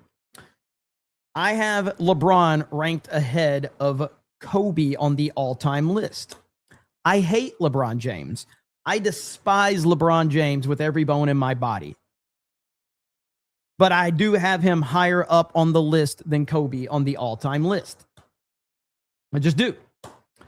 But with that said, there is no comparison between Jordan and LeBron. The Grand Canyon exists between Jordan and LeBron. LeBron James, anybody that actually says LeBron James is better than Jordan can never be taken seriously. You just can't. And that's the reason I qualified my take with Kobe, because Kobe's my favorite. but I would say LeBron is high. LeBron's number 2 all time for me. But the gap between Jordan and LeBron is astronomical. And so anyone that actually thinks that LeBron is better than Michael Jordan can never be taken seriously in anything ever, period, because there is no discussion to be had. So that is how it is. Michael Jordan is the GOAT. Michael Jordan will never, and I'm just going to repeat this, in my lifetime, Michael Jordan will never be matched. It will never happen. Now, again, maybe one day down the road, maybe some, but in my lifetime, we will never see someone that will match Michael Jordan. It's just impossible. And I tend to think that there will never be another person in history that will match Michael Jordan. But Trump's answer is just absolutely perfect. I love that he just says, well, maybe he's a racist, talking about LeBron. It's absolutely phenomenal, man. You just can't make this stuff up with Trump. But yeah, that was good. LeBron is a great regular season player. That's the only reason he's high on anyone's list. I mean, LeBron might be the single most gifted athlete in major professional sports, team sports that I've seen. His physical gifts are just insane. But he doesn't have the clutch gene that Jordan had, that Kobe had. He just doesn't have that. He doesn't have that killer instinct. And that is part of being the GOAT. He just doesn't have it. He's not a killer at the end of a game. Like Kobe and Jordan wanted the ball in that moment. They wanted the pressure on them in that moment. And LeBron will not, he just can't, he can't put himself in that position. He's too scared. Gremlin says, I'm like 19 minutes behind. You're on that tool saying I'm awesome. Dude, if you got to say how great you are, you're far from it. Just like Lannister said in Game of Thrones, if you have to say you're a king, you're not. Oh, you're talking about Eric Weber. Yeah. Again, see, but here's the thing with Eric Weber stuff. He's leaning in. It's major projection from him, but he's leaning into a gimmick. I like what he's entertaining to me, but it's also very disingenuous how he approaches it. Let's see. Narco says that now that you took Nolan's Richard out of your mouth, I'll send a super. Why does Gavin sit like he doesn't have any man parts? It's a rhetorical question. Trump 2028. Yeah, I mean, Gavin Newsom, on the major stage, he's going to embarrass himself on the major stage into the future. I guarantee that. I can't wait if he just continues to move in this direction anyway. Yeah, I mean, like, he gets really emotional and really worked up. I think he said something about Trump today, as a matter of fact, if I'm not mistaken. And he called Trump a name or something like that. People act like Jordan only played 6 years and won the championship 6 times. He's a failure without Pippen and Phil Jackson. No. So when Michael Jordan retired, the same Phil Jackson and Scottie Pippen, how'd they do? And it's not like they fell off the face of the earth, but how did they do when Jordan was not there? And then as soon as Jordan returned, they won 3 more championships. Michael Jordan's literally the difference in 6 championships to 0. The fuck are you talking about? He's literally the difference between 6 titles and no titles. It's crazy to even say that. It's absolutely insane. Crazy. I did want to pull something up from Piers Morgan. Piers Morgan had Dave Smith and Andrew Wilson on, and this is something that we have to acknowledge right now, okay? This is something we have to acknowledge, and it's not something that, I'm happy that we're going to acknowledge, but Trump needs to figure shit out in Iran, okay? That has to happen. Whatever he's going to do in Iran, it needs to happen sooner than later, because I think people are getting fed up with this shit. So here's Piers Morgan right here. That JoJo chick. Which changed politics, the United States, and the world forever. Friends, delegates, 10 years ago, and fellow Americans, I humbly and gratefully accept your nomination for the presidency of the United States.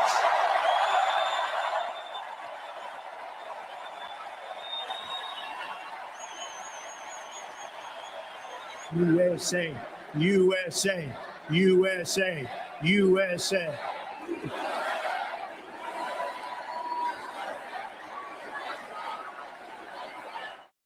Not long after that, the now President Trump delivered the defining words of his movement and his two presidencies in front of what Sean Spicer called the biggest audience in the history of humanity. From this day forward, a new vision will govern our land. From this day forward, it's going to be only America first. America first. Well, a quiet period then followed, give or take a pandemic and the failed revolutions led by QAnon and BLM. Trump was cast into the political wilderness, but he began his political comeback with this speech. These globalists want to squander all of America's strength, blood, and treasure, chasing monsters and phantoms overseas. In addition, there must also be a complete commitment to dismantling the entire globalist neocon establishment that is perpetually dragging us into endless wars, pretending to fight for freedom and democracy abroad. No more pointless, endless wars was the message. It was popular, and we heard it many times after that as the new MAGA coalition returned him to office. Now he's building his narrative, okay, which Piers often does. Fine. Now I'm speaking on this with two different perspectives, which is what I try to do a lot of. On the one hand, I trust Trump completely to do what he thinks he needs to do in order to secure America's future. Okay, I do. But I'm also looking at it as a lot of people that we're going to need for the midterms, they don't have that same type of vision. They look at this in they have tunnel vision when it comes to this.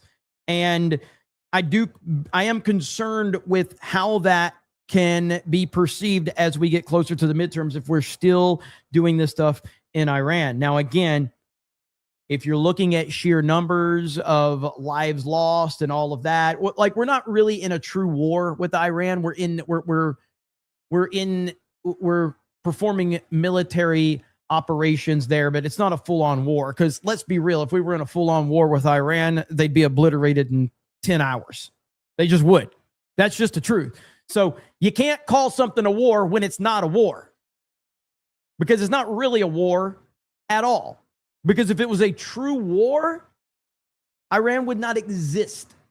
Office against all odds. For those who write off all current criticism of Trump as anti-Israel or Democrat propaganda, listen to what Brit Hume of Fox News said this week. He promised to keep us out of endless wars or.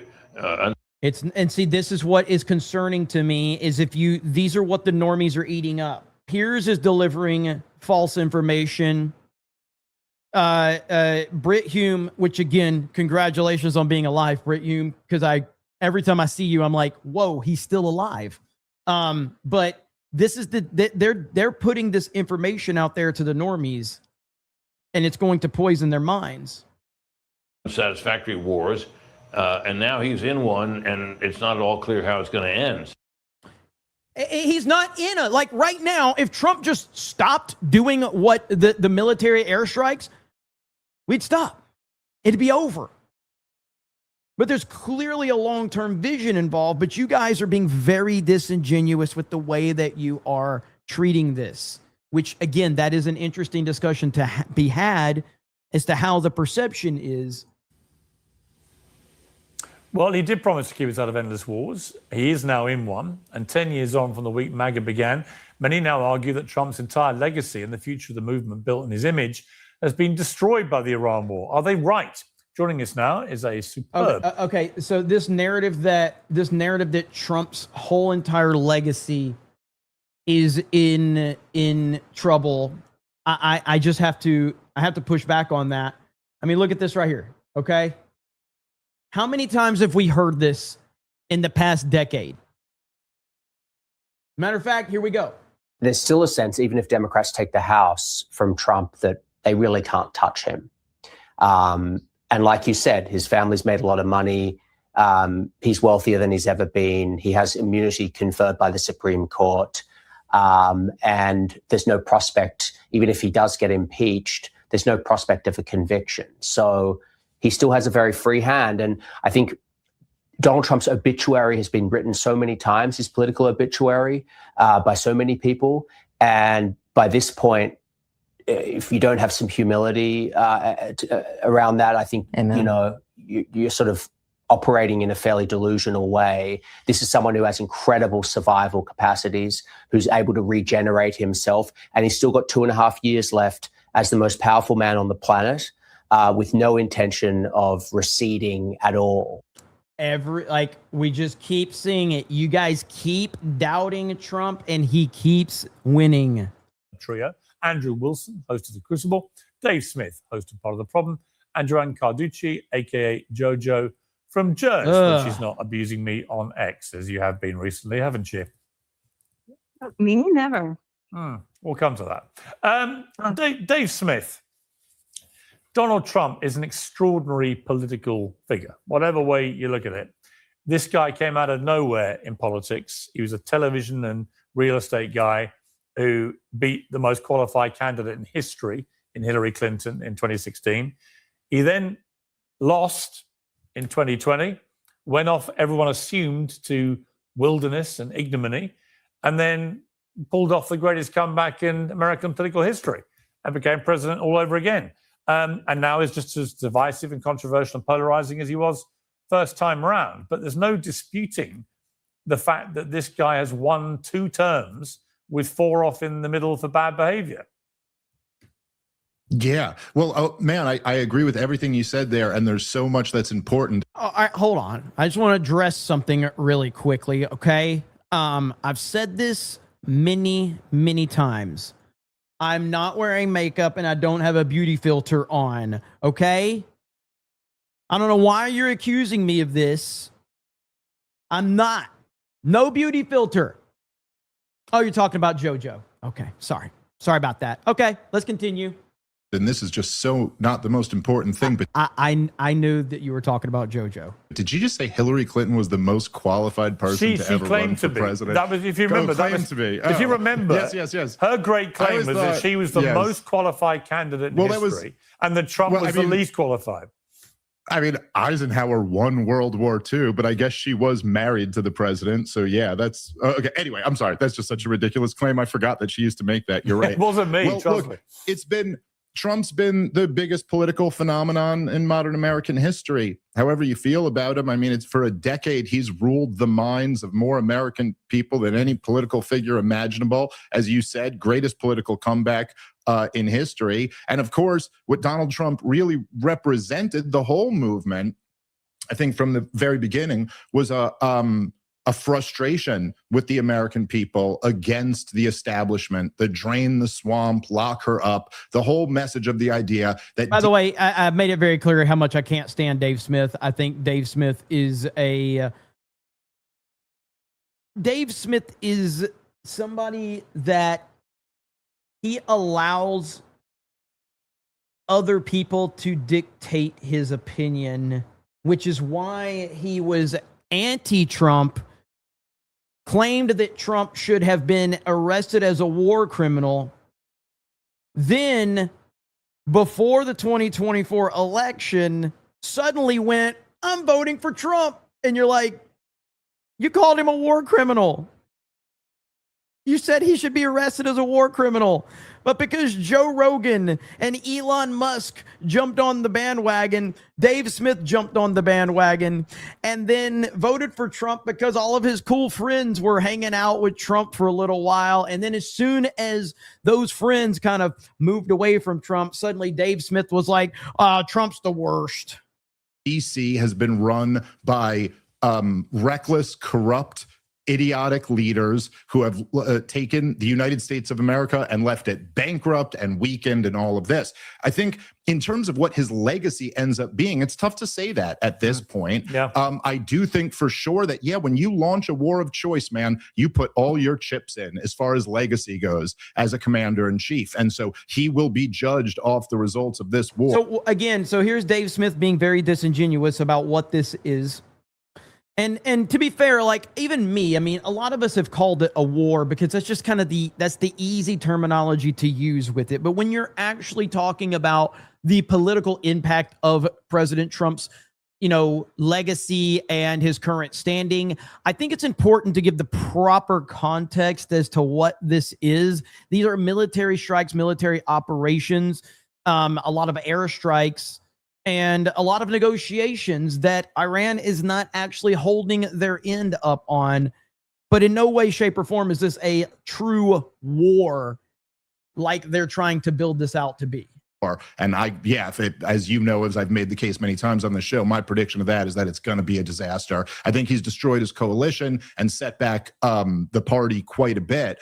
But ultimately, in some ways, Donald Trump's going to be judged by what the long-term change of his administration was. And I got to say, from my perspective, I think while he did revolutionize American political culture and in many ways American political media, I don't think he revolutionized at all the American system of government. And for the last 25 years, Yeah, 100%, bro. Let's just call it like it is, man. Let's just call it like it is. I saw somebody in the chat said it. If I can find it now. Why is the chat moving so quickly? Anyway, you said bro's wearing a hoodie in July. What a loser. Oh, wait. I was going to pull your comment and say, anybody that's wearing a fucking hoodie in the month of July, what type of loser is wearing a hoodie in July? I mean, you're pathetic, Dave Smith. You're such a loser. We've had an experiment, the biggest experiment in human history, in big government spending, artificially low interest rates, and printing money. We've printed more money in the last 15 years than have ever been printed in history and spent more money from the federal government. In that same period of time, we've had record high levels of immigration. That really hasn't changed over the last 10 years. It's only gotten worse. Andrew Wilson, you posted, I've always said I don't support the war, but still support Trump.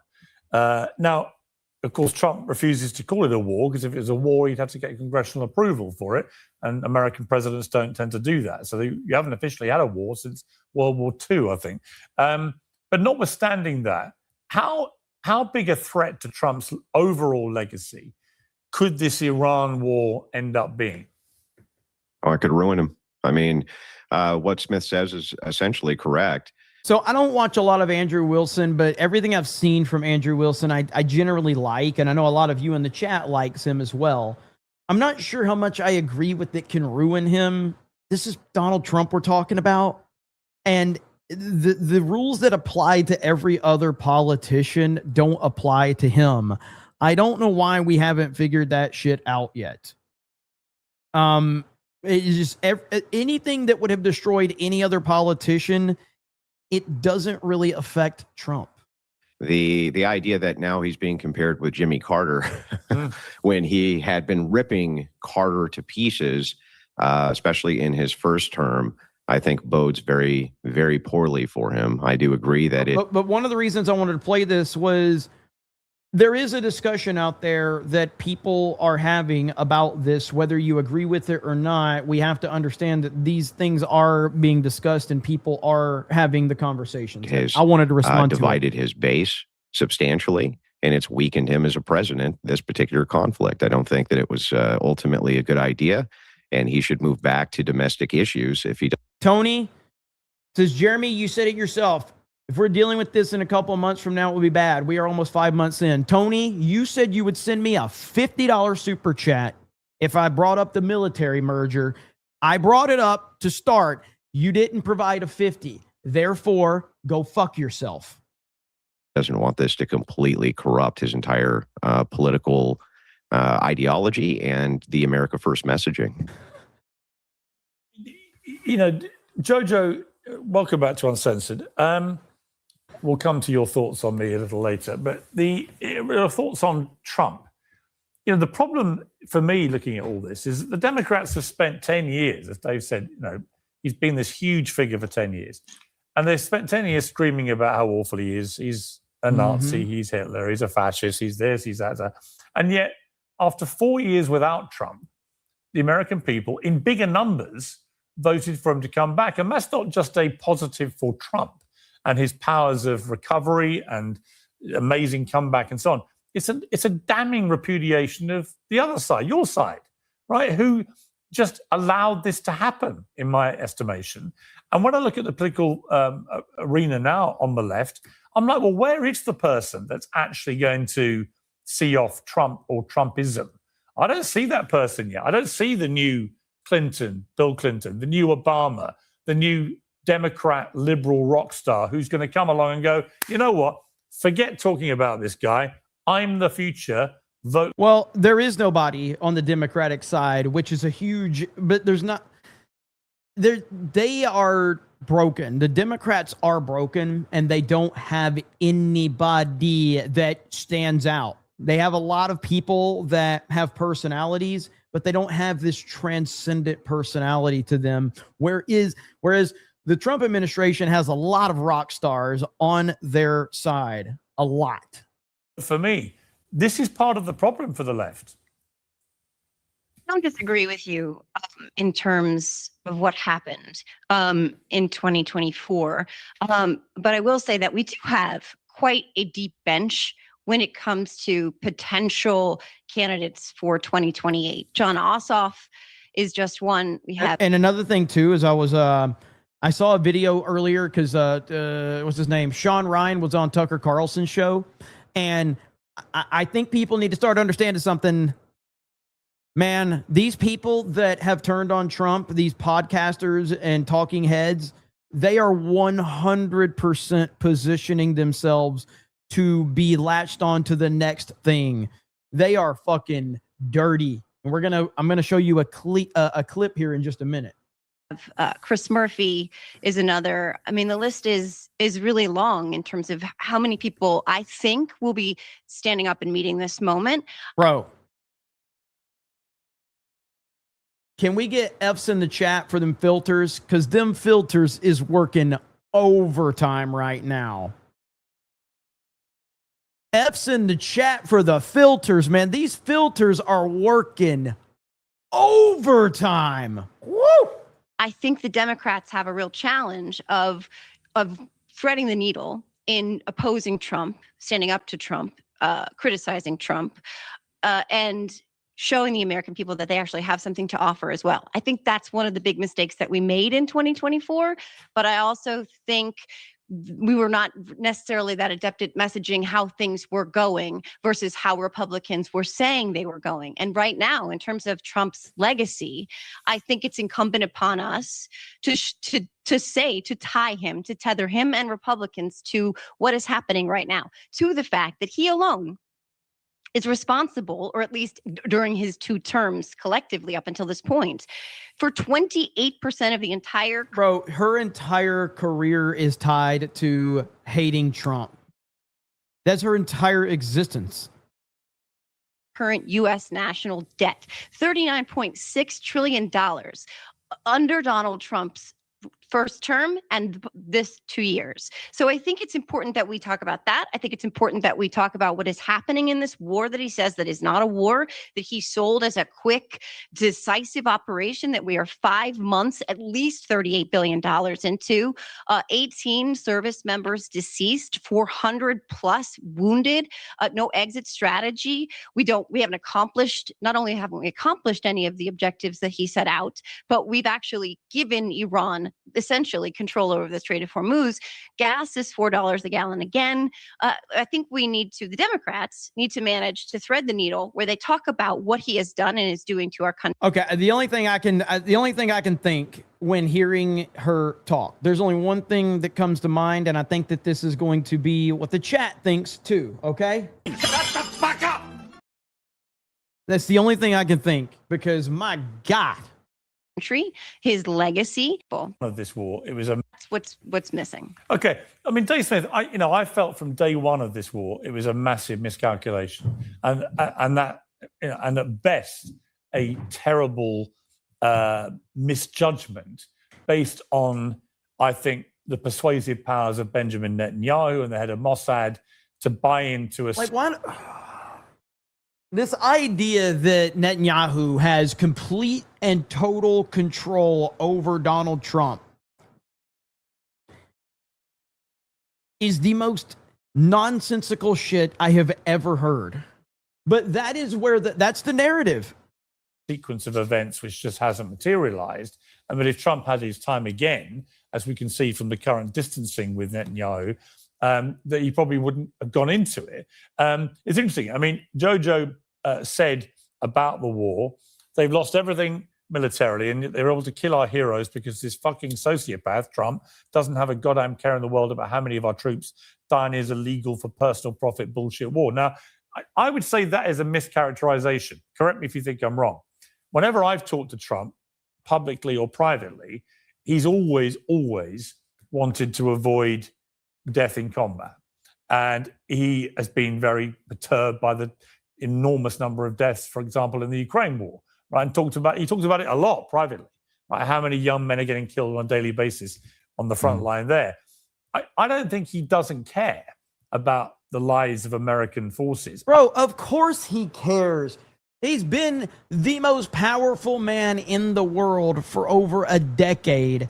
And I don't know for sure. Like, I would imagine, I know we've had the Iran thing, but like, I would argue, like, of any president in my lifetime, I would argue he's had the least amount of military casualties under his administration because he didn't have any new wars in the first 4 years, and he hasn't had any new wars in this one. However, you've had the military operations in Iran, and you've had a few military operations briefly, but like, how many soldiers, and again, I don't want to sound like a virtue signaler here, but I do take the military and law enforcement and first responders very seriously. And obviously, one is obviously too many.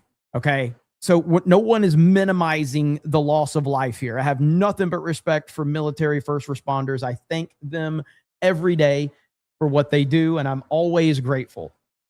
But the truth is like the amount of soldiers that died under George W. Bush, the amount of soldiers that probably died under Obama. Like, I would like to know what those numbers are. I think he genuinely has always viewed Iran as a massive threat, and he got traduced by Netanyahu into believing this was the right moment and the sequence of events the Israelis put forward would happen. In other words, it was a terrible mistake. He shouldn't have done it. An appalling error of judgment to trust what he was being told and sold. But ultimately, I don't think it was the actions of someone who doesn't care about the lives of American servicemen. I think where he's got himself is that, unfortunately, he doesn't know how to get out of this now.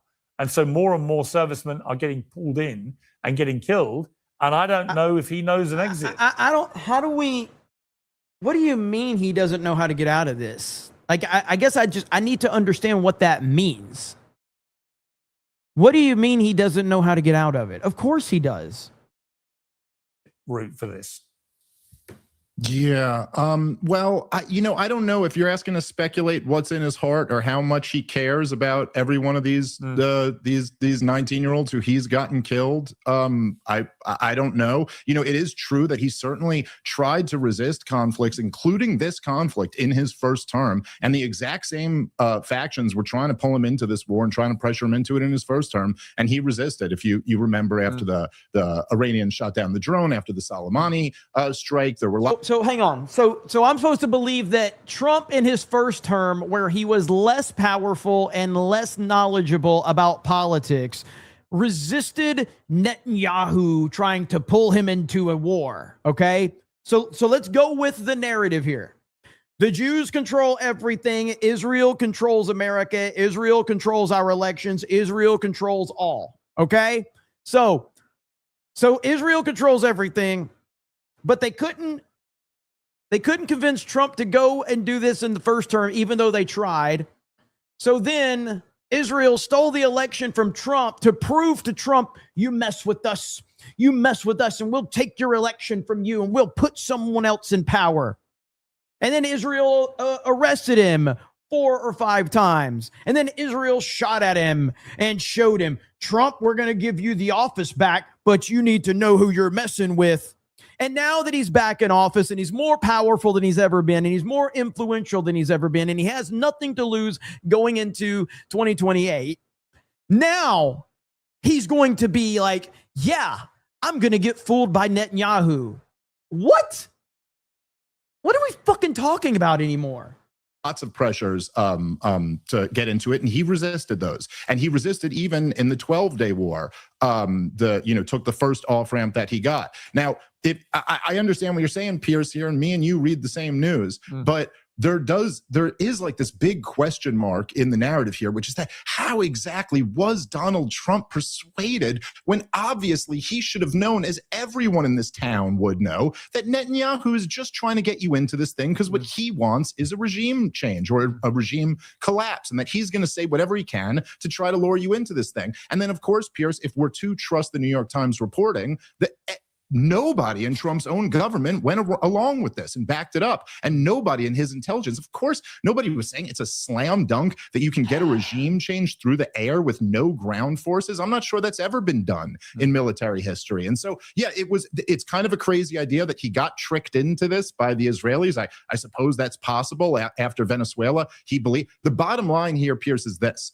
He launched the war. Those people are dead as a result of it. This is what leadership comes down to, right? Okay, now here's the interesting thing about this latest round. We're at the darkest point in this war so far, Pierce. He's back to threatening, and now he's even taken moves toward bridge and power plant day. He's threatening to do this the next time. The Iranians are not backing down. But Pierce, what's really different about this go-around of the war? Last week, in his walk down, he walked away from all of the original war aims, Pierce. Every last reason that we supposedly were fighting this war. He backed off of the first point in the memorandum of understanding is that there'll be a ceasefire in Hezbollah. So we're not saying they can't fund their terrorist proxies. He walked away from ballistic missiles. He walked away from the nuclear dust. He walked away from zero enrichment. He walked away from the whole thing. We're just fighting over the Strait and Lebanon now, 2 issues that didn't exist before the war. I mean, I'm sorry, 5 months into it, if that's not a disaster, I don't know what disaster is. Yeah, I mean, Andrew, it is a disaster, isn't it? I mean, I don't see how Trump can extricate any kind of legitimate victory here. Do you? No, I don't. This has not been a good foreign policy decision for the Trump administration. I not only concede that that's true, but never thought it was a great idea. I think that I would disagree with Dave in, I guess, a nuanced way, that I think that Trump became very overly reliant on his very decisive military victories that he did have, that were always very limited, very quick, mission accomplished, he was out, and then he could brag. This is altogether a different situation. So, no, I don't think that this is good for the administration. I wish that they would focus back on domestic policies, as Democrats have nothing at all to offer. Nobody's excited about any Democrat candidates. That's where the war should be being fought, is domestically. Okay, Jojo, I mean... I appreciate that Andrew Wilson is, he's loyal to Trump, even though he has disagreements and stuff like that. But I do believe that it's a very, very short-sighted view when people just say Trump needs to focus on domestic and not foreign policy. It's like, you understand that the only reason that America is the superpower in the world is because of our foreign policy. Like, you can't have one without the other. You have to be preemptive in this stuff. And by focusing preemptively on dangerous regimes around the world, you are protecting the domestic aspect of the United States of America. It doesn't change the fact that there are things we should be focusing on domestically. I'm not disputing that. But It's not that simple. And Andrew Wilson is a smart guy. So it's not that simple to just dismiss, like, we should focus on domestic. Focusing on foreign is focusing on domestic. And it just, that's how it goes. So let's see here. I'm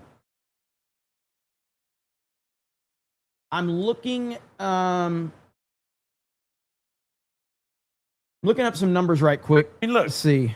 If you compare Trump's war record over 2 terms with Obama, you would compare it quite favorably. I mean, yes, it is appalling that 18 servicemen lost their lives, but actually over Trump's 2 terms, fewer people have died serving their country for the United States in combat than pretty much under any president in modern times. Well, see, so that's exactly, I'm actually on Grok right now looking those statistics up because I was wanting to bring that up because that is important. So I'm glad he's bringing this up. Let's back this up just a hair.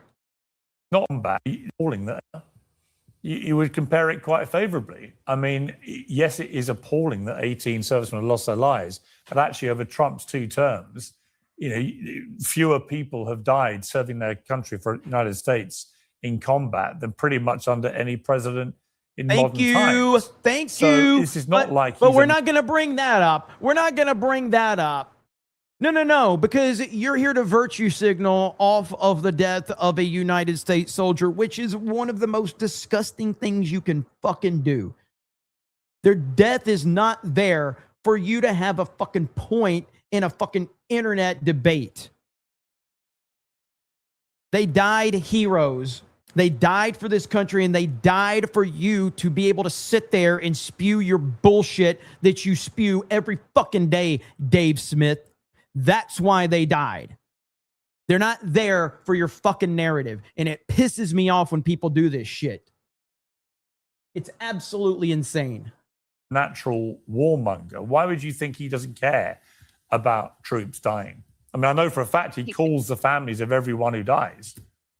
Well, I also know for a fact that in the first term, he was on a call with a widow who had recently lost her husband.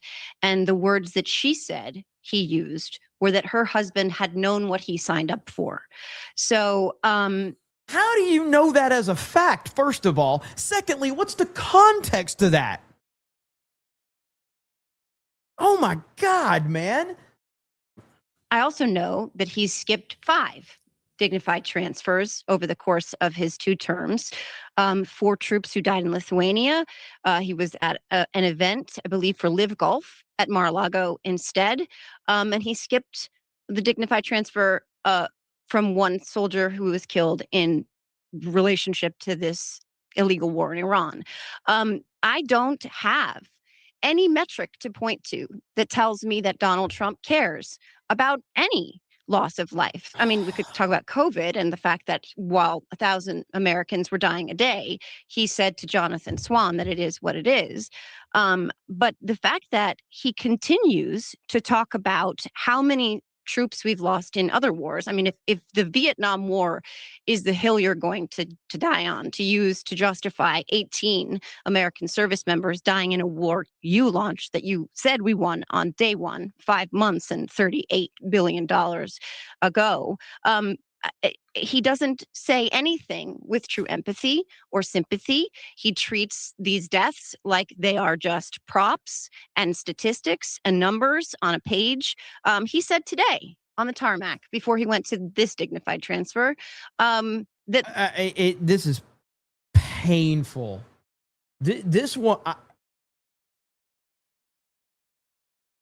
this woman is a lot dumber than even I imagined she could be. Like, I am actually impressed. Because we see a lot of these Democrat talking heads and these TDS sufferers, and you're like, they can't. She is fucking stupid. The soldiers who had died said out loud somehow that they wanted to make sure that Iran never had a nuclear weapon, which, by the way, we haven't done anything to stop, even though he told us repeatedly that their ability to do so was obliterated, that their military was obliterated. We've heard this for months. We've heard this since the bunker buster last year. So yeah, the back problem is, I just think it's inarguable now that the real danger for Trump is that he becomes a boy that cried wolf. He keeps saying stuff that doesn't materialize. And he goes from wanting to... That's always been him. He wants to go from annihilating Iran 1 minute to we can deal with these people. They're all... Jeremy getting Ashley St. Clair vibes. She's a grifter. More than likely. I mean, that's something we have to acknowledge. I mean, having TDS and playing this role is a career for a lot of these people. If you remember, there was this one guy, I can't remember, like he was an old dude with like long gray hair, Jeff something. And when before Trump got banned on Twitter back in 2020 or whatever, it was him and the Kranzenstein brothers. And there was like this whole network of people that all they did is responded to Trump's tweets. That's all they did. And they would get massive amount of traction by responding to every tweet from Trump and hating on him. And it was like this huge economy. That's it right there, old salty dog. It's this guy right here. Yes, this dude. Is he still on Twitter? Let's see. He's still on Twitter. It's him right there. Don't blame me. I voted for the email lady. This dude, it was crazy, man. It was absolutely crazy how much. But again, so it was a whole economy of people that that all they did is hated on Trump. And hey, man, more power to you, okay? They're all great people to deal with. And I just don't think look, he knows the bottom line. Go on. The bottom line, Pierce, on it is really this, man. It's just there's consensus in this country. There's agreement among super majorities of the American people that we don't want any more of these stupid wars. That's it. And you know, I could make an argument for you, by the way, Pierce, if you got enough time. Like World War I, Americans voted for Woodrow Wilson, who ran on the promise to keep us out of World War I. We voted for FDR, who promised to keep us out of World War II. We voted for Johnson and Nixon, who promised to keep us out of and then end the war in Vietnam. We voted for Obama, who promised to keep us out of the wars. We voted for Trump. You know, the American people, every time they get a referendum on this, say, we don't want to be an empire. We don't want to fight senseless wars. We've never in any... Yeah, the American people, it's when the American people have an opinion that Dave likes, suddenly we're gonna announce that. But the American people voted for Trump twice, 3 times actually, Dave. So do you respect what the American people are saying then? No. It's only when it fits your narrative. The American people. It's not what our Constitution says our form of government is supposed to be. There's never been a referendum. It's totally illegal and against the wishes of the American people. And, you know, I don't care who was nicer on the phone or what alleged story you have or who you think speaks with more empathy. George W. Bush and Barack Obama are responsible for the deaths of millions of innocent civilians. And Barack Obama, after running as the anti-war candidate, launching wars in Syria and Libya and Yemen and Somalia, just killed hundreds of thousands. Yeah, but Dave, I don't know what you're about to say right now, but Dave Smith has put Trump, George W. Bush, and Barack Hussein Obama in the same exact box. He has done it time and time again. Dave Smith, Owen Schroyer, Alex Jones, and a lot of these people kept calling him George W. Trump over and over again. They kept doing that. And again, dislike Trump, have problems with him, that's fine. Comparing Trump to George W. Bush makes you lose all credibility to criticize Trump. The innocent people. So I don't want to hear, but the whole point is that Donald Trump ran against that. Yeah, Donald Trump said we're not being like that anymore. He pointed to the fact that we wasted trillions of dollars and pointed to the fact that this specific war would be a disaster. We've had Tulsi Gabbard as the DNI for almost the entire thing. She sold No War in Iran t-shirts. JD Vance warned against this war. Like, this was such a huge part of the coalition. It was such a big part of the energy and the momentum that Donald Trump seized. Bro, you guys are sending so many super chats. It's crazy. Bill Herb with 10 gifted memberships. Thank you. Cheaping Baylor for 50 says, a message you on Twitter, sent you a Victor Davis Hanson video on Trump being the only genuine counter-revolutionary. Not too long. Best sum up of Trump I've heard. In my opinion, it ends the argument. All right. I will check that right now. Thank you, Jeeping Baylor. I appreciate it, bro. Let's see here. Bill Herb says it's not about the fact, it's not about the fact things have been done before or situations have been worse under others. It's about the fact that Trump is doing it. 1,000%. Absolutely. And thank you, Bill Herb, for not only 50, but the gifties. Thank you so much, man. This was the deep state. This was the Bidens and the Clintons and the Bushes. They're the ones who wanted forever wars in the Middle East, not the America First movement. And by giving that up, we've lost a lot of that energy. And now these dirty commies who were against the war have the wind at their back. Yeah, that's all completely true. Let's just segue to another big story this week of the arrest of Andrew and Tristan Tate. Okay, well, we're done with that. We don't care about the Tates. I mean, I do care about the Tates. I covered that, but not in respect to this conversation. But I will just, I'll end this by just saying that Donald Trump is the most important political figure in our lifetime. And there's an argument that he will go down as one of the single most important political figures in history. I think that's already cemented. But he still has a couple of years left to kind of pull off what he wants to pull off. Nobody is more aware of legacy than Trump. He wants his legacy to be known for being the president of peace. He has said this many times. He's talked about this over and over again. So I have to imagine that he has a plan to get this done in a significant amount of time. And I trust him to get that done. But I think Millen said it earlier, where the fuck's it at? Millen said the messaging, right here. I hate the messaging of this from the Trump administration. However, I hate this new age idea that we have deadlines on wars. I think this should have been over with a while ago, but come on, people. Yeah, I mean, I agree. I think that the messaging has been bad, but it's also been understandable because the media Trump has set an expectation of transparency and honesty. And now we're at a place where the media wants to ask those same questions and they want that transparency, but Trump's not going to give you transparency when military operations are being taken and our soldiers' lives are in danger. He's not going to give you that transparency. He's going to be very vague because that's how serious the situation is. And so from that perspective, I totally understand why, but it does create a messy messaging and optics for sure, because Trump for months has been saying, the war's over. We're good. We've won. Remember the meme right here? About us charging tolls. Is that something you're considering? I'd rather do that than let them have them, right? Why shouldn't we? We're the winner. We won, okay? They are militarily defeated. The only thing they have is the psychology of, we're going to drop a couple of mines in the water, all right? No, we have a concept where we'll charge tolls, okay? I thought you meant us. We won. We won. So he's been saying that for months, but then people are confused because we're still there and they hear these reports every day, all of that. So optically, it is a problem. I acknowledge that. But I trust President Trump. Narco for 50 says wars fucking happen. We can either win them or roll over and give up.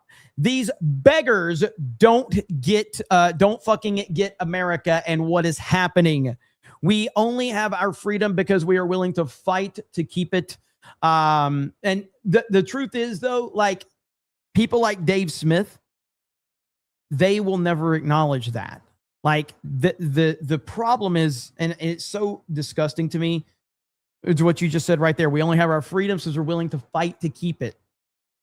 In somebody like Dave Smith's mind, the United States soldiers losing their lives, it's just another opportunity to use in a debate. That's all it is. Jeremy, get these beggars out of here. It is the line of the year for sure. Thank you, Narco. Hail to you, brother. Let's see here. Good Lord, man. Lots of super chats. I never get this many super chats. This is the first time I've ever had super chat sent to me, man. Holy crap. Let's see. Where are we at? All right, let me go to the top. Or hang on, not yet. Hang on. Pranvat says, Jeremy, you're scared of Eric D. July. He ratioed you on your channel. I'm terrified. Like, I mean, in general, just black people in general, I'm scared of. That's just my nature. So yeah, I mean, I know Eric, so I'm not that worried about him. But like in general, if I'm walking down the street, I'm going to the other side of the road by default. So yeah, I mean, that's kind of makes sense. So, you know what I'm saying? Let's see. Rippaverse is a 0. Is it? Yeah. I mean, as long as you're sending me money, I'll talk shit about Eric July. He's a piece of shit, dude. He's actually like terrible. He's a horrible person. He's a horrible friend. Terrible businessman. I mean, you just tell me what you need me to say. I'll read it. Just send me the super chat. I don't give a fuck. I will grift off Rippa all day. Terrible, terrible person. Terrible comic book person. He has no story ability. He's the worst. Anything else? Gremlin says, for everyone saying that we ain't doing anything or we are losing, one of my foreman's kids is a drone pilot. He says it's at first every day blowing up 5 to 10 targets. Now he says he has days off. Boom. There you go. Do the Rippa meme. I ain't got a $500 super chat yet. Hell no. Thank you, Gremlin. I appreciate it, man. Eric Guidewall says, can you play the damn clip for when Trump compared the CNN reporter to Dylan Mulvaney? The damn clip. Where is that clip at? Is she gonna fall again? She's gonna fall again. Damn! Damn! She's gonna fall again. Damn! There it is. Tony Montana says, Alex of the Mountains, give him money then. Yeah, give me money. Grifter's got a grift, man. You know what I mean? I don't know. Wait, Tony Montana, you sent a 20? I was supposed to get a 50 from you earlier. What the fuck are we doing around here, man? It's supposed to be a fucking 50. I'll take it. So while any loss of military members is tragic, I don't think the general public realizes how many military members die during training per year alone. It's a dangerous business. Yeah, and well, that's the thing is, and even during that, but also, sadly, you know, PTSD, how many of them take their own lives? It's an astonishing number of how many military members are in that position every year. It's sad. Justin Horton for 20 says, narrative is so stupid. Was Obama and Biden each in every single dignified transfer for every single... what the fuck are you saying, Justin? Narrative are so stupid.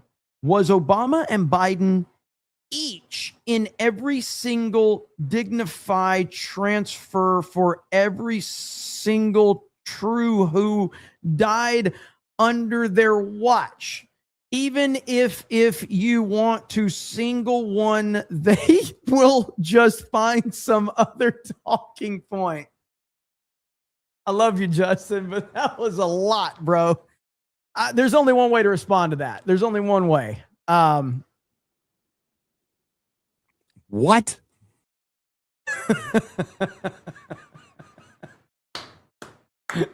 I know what you're doing.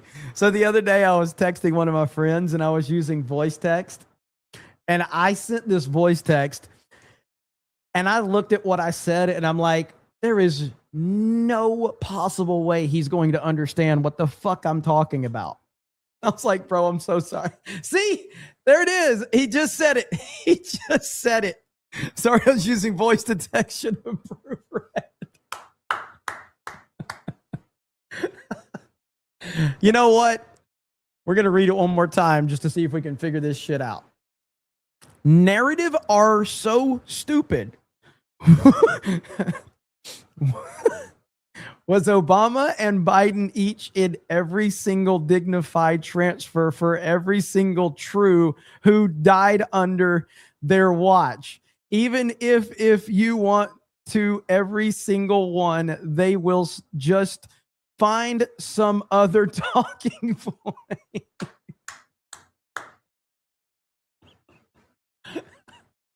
That's a hell of a super chat, brother. Hail to you.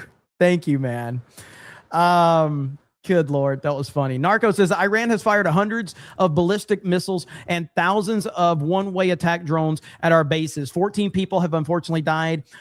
From a military standpoint, this is a huge win. These people are idiots. Thank you. Minister of Home thinks as Trump just went 7 for 7 in Arizona. Dems are even lower in the midterm polls. And NATO allies just announced they're joining the U.S. and Iran. We're witnessing a propaganda cope campaign for losing the narrative. Yeah, I mean, I would. We're losing the propaganda. We're witnessing a propaganda cope campaign for losing the narrative. I know we're not talking about the Odyssey anymore, though. You're talking about my bad. I thought we're talking about they're buying theaters. Oh, yeah. Sorry. I got confused on it. But when you said we're witnessing a propaganda cope campaign for losing the narrative, I just thought we were talking about the Odyssey. But anyway, we can get back on point. So, yeah. The cope campaign for the Democrats trying to justify this because they have hung on to this idea that Trump will fail. Trump is a failure. MAGA is dying. MAGA is losing steam. His, core base because Owen Schroyer is no longer a Trump supporter. That represents the Trump base, guys. You remember what happened to Alex Jones? When Alex Jones said, "Don't come after me, Trump. You're going to regret this, Trump." What happened? Nothing. Alex Jones kind of threatened Trump. And he's like, "You want to go to war with me? You want to go to war with me?" And guess what? Nothing happened. It was just ridiculous. The whole thing was laughable. Grilled Retard says, "Who is this pansexual Tony Stark ripoff?"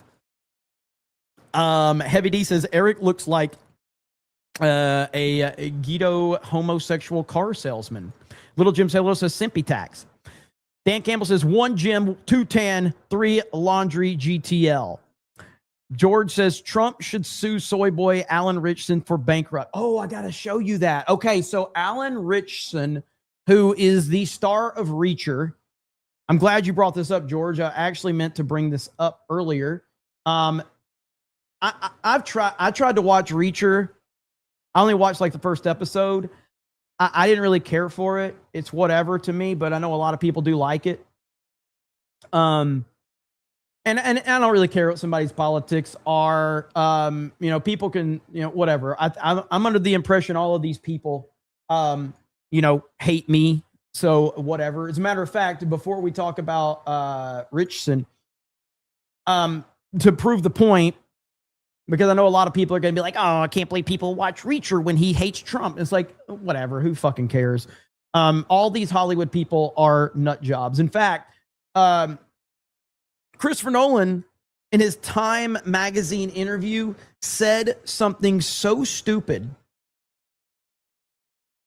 that I had to respond.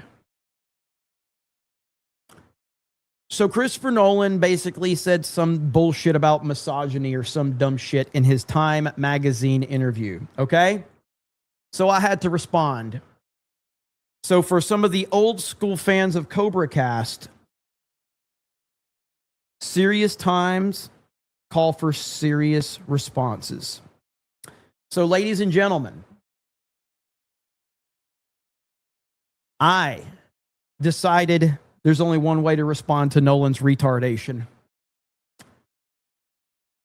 The beard of shame has returned. Christopher Nolan has earned the beard of shame. It hasn't been here in over a year, but Nolan's retardation, his stupid words, has earned the beard of shame. It is back. And I think we're going to bring it back. We're going to bring it back. I'm going to try to have a daily beard of shame. for somebody that is, says something stupid or does something stupid. So today, the return of the beard of shame is none other than Christopher Nolan for his retarded take on misogyny. There you have it right there. You earned it, Nolan. You deserve it. 69 for 69. There you have it. Been a long time coming. Yes. When I saw that, I was like, how do I got to criticize the fuck out of this guy, but how can we really send that point home? Beard of shame is back. So now the beard of shame returns. Christopher Nolan earns it, and it's now going to be back as a regular rotating thing here on CobraCast. So there you have it. Okay, so Alan Ritchson, who probably should have the beard of shame as well. This guy is such an idiot, man. So he's the star of Reacher. Christian movie star Alan Ritchson explains his politics. Christian. Okay, here we go. I'm just saying the shit that everybody should say if they give a shit about humanity, And why am I the exception to the rule? Bitch, everybody else speak up. You are all feeling the same thing, you idiots. The Epstein files! The fucking Epstein files! God damn it! Where are they? It's a fucking law, bitch. Show it, you fucking pedophiles. I shouldn't say fuck because I'm a Christian and people are gonna go like, how can he say fuck and he's a Christian? Because that is something that should make you want to say fuck. Sorry, God, I'm sweating now. This is my fucking politics, dude. I would fucking railroad these fuckers. I would get those Epstein files out in 2 seconds. Yeah, dude. 2 seconds. Fucking move out of the way. Get out of there. I don't care what room they're in. Bitch, move. Give me the fucking manila envelope. I will get you the Epstein files. Sorry. You got my vote. Whatever you want to run for, you got it. Don't you want to see what's in there so that we can hold people accountable? These fucking rapists? We're just cool with it? That bitch has the keys to the nuclear.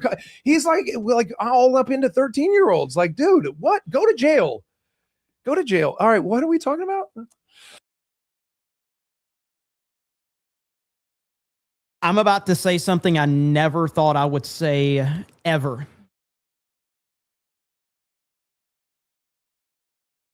I don't know if legalized adulthood is here, but this guy makes Dave Rubin look straight. Alan Ritchson in this interview makes Dave Rubin look straight. It had to be said. It had to be said. What an emotionally unstable soy boy take. Good Lord, man. And the thing is it's weird because this Alan Ritchson dude, he's in Reacher, he's this big buff dude, and a lot of conservatives actually liked him because he was in Reacher. And so a lot of people took this as he's a conservative, he's a Christian, he's on our side, and he has major TDS, big time. And it's really, really ridiculous that he just keeps doing this. I think he was rumored to be up for the role of Batman a while back. I don't know if his politics is why they stayed away from that or whatever. I don't know if Reacher's still going or not. Like I said, I heard a lot of people talk about Reacher, so I watched the first episode, and I just found Reacher to be incredibly boring. Now, it probably does get better as the series progresses, but I just personally could not get into it. It felt very generic and hollow for me. So, no, he tried to force him into that role. What are you talking about, Dan? Last season was meh. In the beginning, he portrayed himself that way until the COVID debacle. Oh, really? So Alan Ritchson kind of leaned into the conservative Christian side, and then COVID happened, and that's what happened. And then it kind of the mask dropped essentially. So, Terminal List is better. Can't wait for season 2. Oh, I mean, the season 1 of Terminal List was fantastic. Awesome. Can't wait to see that one. But anyway, Alan Ritchson, more TDS on Front Street. I would say it's disappointing, but it's not, and it's not surprising. Similar to Dwayne Johnson. Yeah, I mean, there's very few people in the entertainment industry that are faker than Dwayne Johnson. And that's a big comment because there's a lot of fake people in the entertainment world. But yeah, The Rock is among the fakest people in all of the entertainment industry. I like The Rock as a wrestler. I hate Dwayne Johnson. It's really weird, like how I can separate the art from the artist in most situations. Like, for instance, CM Punk. I talk about CM Punk. I hate Phil Brooks and I love CM Punk, the wrestler. But Phil Brooks, the real person, is a leftist lunatic. He is an unhinged lefty. The Rock, I don't even think The Rock is a lefty. I think The Rock is a complete and total chameleon. I think The Rock will do whatever, or let me say this, Dwayne Johnson. I think Dwayne Johnson will do, he will fall into whatever he needs to fall into. Whatever the trend is, whatever's popular, whatever the industry is accepting of, that's what Dwayne Johnson will do. He has absolutely no backbone whatsoever. So, and it's sad because, yeah, The Rock is one of the greatest, wrestlers of all time. He is. Wrestler, actor, why expect anything else? Fair point. Fair point. Dwayne voted for Bush, then jumped on the Obama train. I don't really know what The Rock's personal or politics were until he openly endorsed Joe Biden and Kamala Harris. And when he did that, I think that's the first time that The Rock actually got real heat in his entire career, because The Rock has always been known as a liar and a manipulator and all of that, but he's always been able to stay above it and control the narrative. And then when he endorsed Joe Biden, did a video and endorsed Kamala Harris, he put that video up on Instagram and he got so much heat for that. And it really, I think it hurt his ego bad. And to be fair, The Rock at his peak when he was roided out was massive. But I think that he found out what an alpha male truly looks like, because he saw a picture of Trump shirtless, and The Rock realized, I can't compete with that. I'll never be able to be on the level of peak physical male specimen Donald Trump. And Trump did it eating McDonald's. And I think that was a big hit for Dwayne The Rock Johnson. I think he's been struggling ever since. It was a big wake-up call for him. He's like, wait a minute. What? No, wait. Let's see here. MJ Jimothy says, do you like my avatar? Hail the 199. I love it. Love it. Dark Red Knight says, if Ryan and Beardo had a baby, I don't even want to think about that. Robert says, this guy is a loser. He complains like a woman. This is like the earlier super chats. Blue Lantern says, dude, you totally misunderstood my comment. Wouldn't want you to censor others, just stating facts is all. Oh, man, see, Blue Lantern, I wish I would have saw this in the moment. I talked a lot of shit about you. Damn, are you still here? Now I feel bad. Fuck. Because that was in the moment, man. I was riled up. I crushed you in the moment. And now you're like, no, dude, you misunderstood. It's all good. I'm like, fuck, I feel bad now. Sorry, Blue Lantern. Hopefully you're still here, brother. Hopefully. We'll see if you're... He probably said, fuck this guy. He didn't even read my 5. I'm out of here. We'll see if he... way to go, streamer. Yeah, I feel bad now. Well, to recap, we were talking about the Odyssey thing, and he says, you're the only person at Geeks and Gamers that didn't hate on this. And I was like, I'm the owner of Geeks and Gamers, motherfucker. What do you think? I censor people? And now I feel bad. So,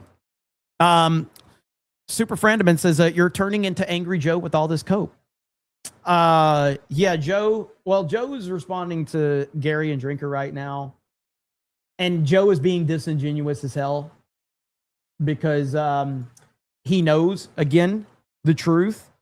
He messaged me about all this shit. And so, yeah, he's calling out Gary and Drinker right here. It's truly funny watching Nerdrotic and Critical Drinker and all their buddies lose their shit over this film daily. Now disowning and dunking on their own fans and subs to avoid being associated with taking an L.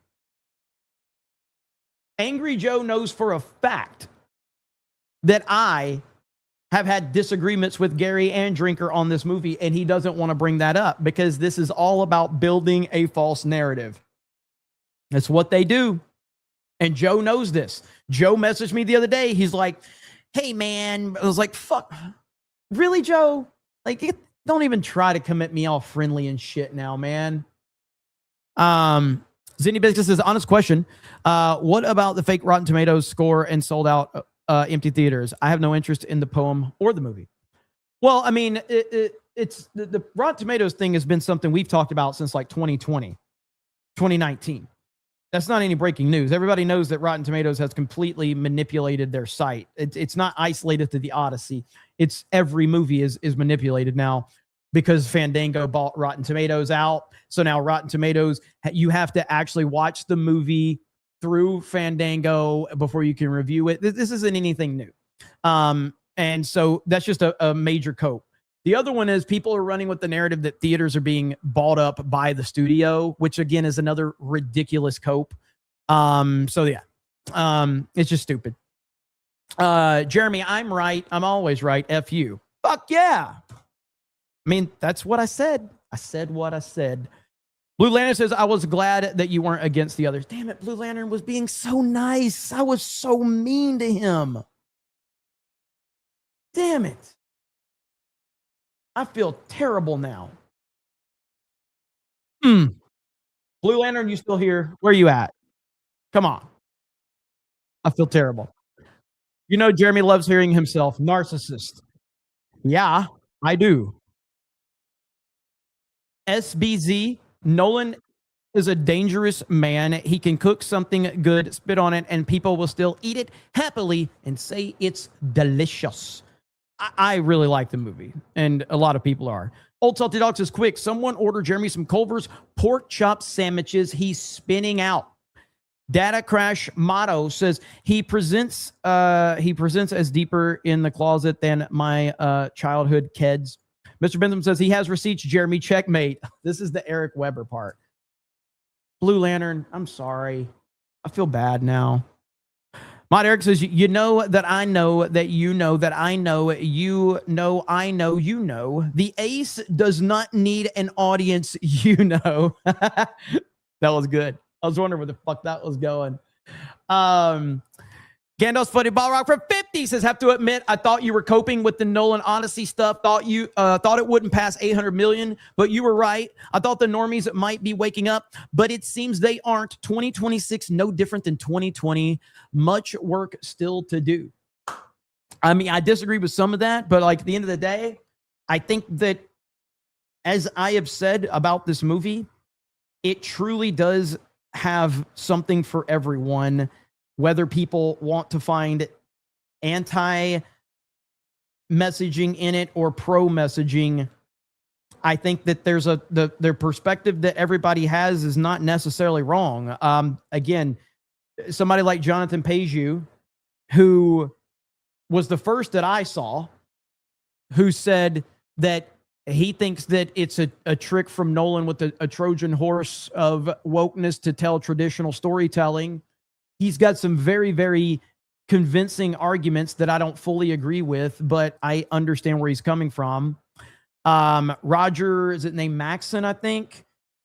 He actually uploaded a video just yesterday with the same take. I've seen very respectable Christian commentators, and I'm not talking about Daily fucking Wire people. I'm talking about people that are not in a culture war. The movie does have Christian themes in it. That's just no doubt about it. It does.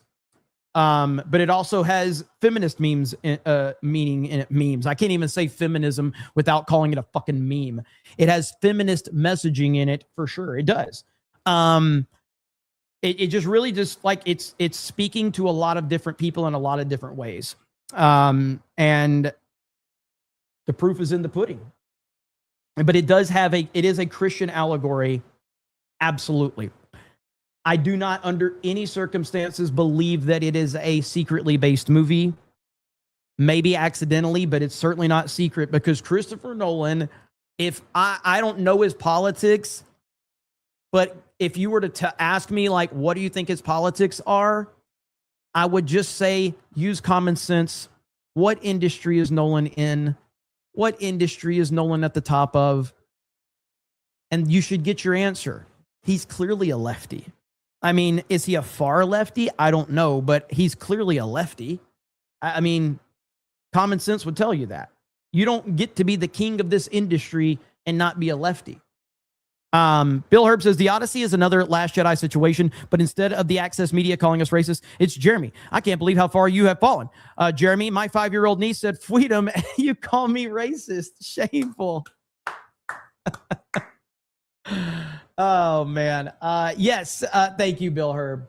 Yes, Raptor. Emily Wilson, the author who wrote the feminist version of The Odyssey, didn't like Nolan's version. I know. Ben Shapiro liked it, but Emily Wilson didn't. I mean, what are we talking about here? And it, like, if you think that Emily Wilson not liking this movie is a win, I'm sorry. We just simply disagree. Emily Wilson not liking this movie is a good thing. There's no way you're going to spin that to say this radical feminist that everybody's been shitting on and using her to shit on Nolan. And now she comes out and says, I don't like the movie. And you're like, oh man, that was a real own for Nolan. What? That's crazy. Marmillan says his voice doesn't fit his TRT'd out of his mind frame. To my Eric Weber. Again, I like Eric Weber. I do. Let me see here. All right. Pronbot says Garfield's mom, though, for 400, whatever the fuck that is. I don't know what your currency is, but I appreciate it. Joe C says, with all the media and internet personalities ignore is that the majority of the world was controlling our country for decades. Trump is trying to end that. Agreed. Completely. Agreed. But I mean, they're not going to acknowledge that. Narco says 100% correct. Iran is not a war proper. We would steamroll them if we wanted to risk ground forces. We cannot let Iran get nukes. This will use them on, they will use them on us and the West the second they have them. Correct. And again, it's just common sense. It's just common sense.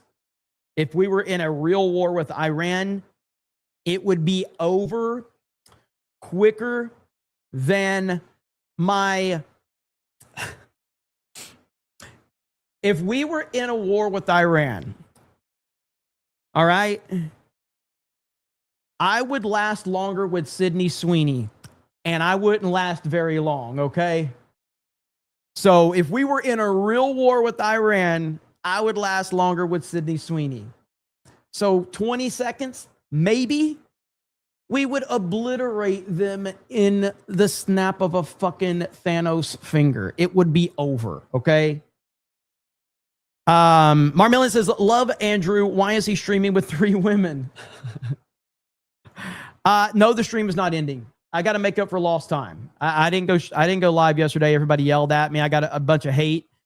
And when I saw everybody hating on me, I was like, man, they're upset because I didn't stream. And then I realized, oh, no. They're just still mad because I like the Odyssey. Oh, my bad. Okay. Sorry about that.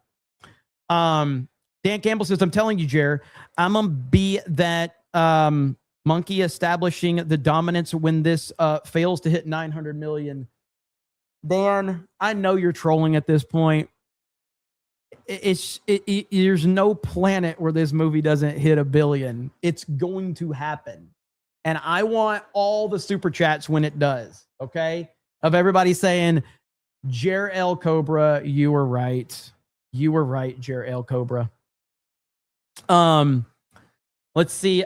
Freighter for 50 says nothing pithy to add. Just wanted to drop a super chat since it's been a while. You have nailed it from Nolan to Trump today. Thank you. I appreciate it.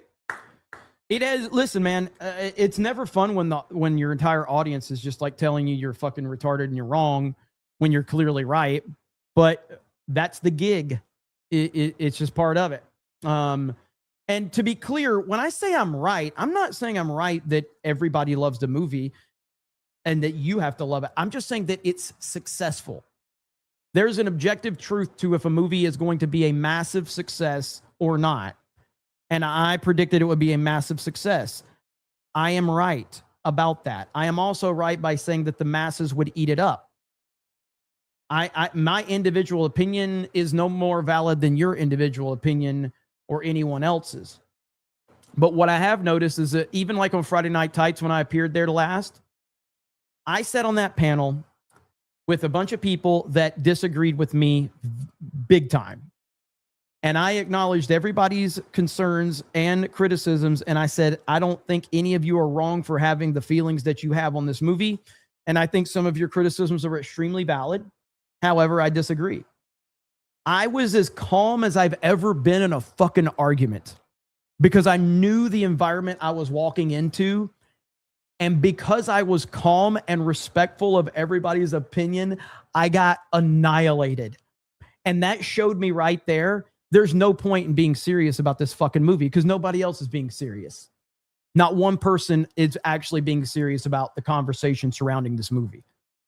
So I'll just be an arrogant asshole because if I'm going to get hate, I might as well get it for, being an asshole. But thank you for the 50. I appreciate it. Let's see. Garfield's Bizarre Adventure says, looks like Pranvant is still upset at me for saying I don't need to say anything to insult him. Being born in India is punishment enough. Are we at are we having a super chat fight right now? Got a super chat fight? I like it. I like chaos in my chat. Jay Hamilton says, to end the GOAT debate, I'll submit this. It takes the combined careers of both LeBron and Grant to even come close to matching Jordan's rings. MVPs and awards, Jordan has the shortest career. You are correct. You are correct. Narco says, Iran is not a new, pointless, or endless war. What we are doing in Iran is America first. I was up at 5 a.m. this morning to work towards how we end the Iran problem. Thankful I got 2.5 the day back. I'm sorry. Thankful I got second half of the day back. Well, first of all, Narco, outside of you being a complete retard when it comes to your predictions on the Odyssey, thank you for your service and thank you for all that you do. I do appreciate it. Even if you are retarded on specific things, you are appreciated, sir. And thank you for doing the job that I was not willing to do. Be careful, Jeremy doesn't Blue Lantern you. Eric John Pizza Artist.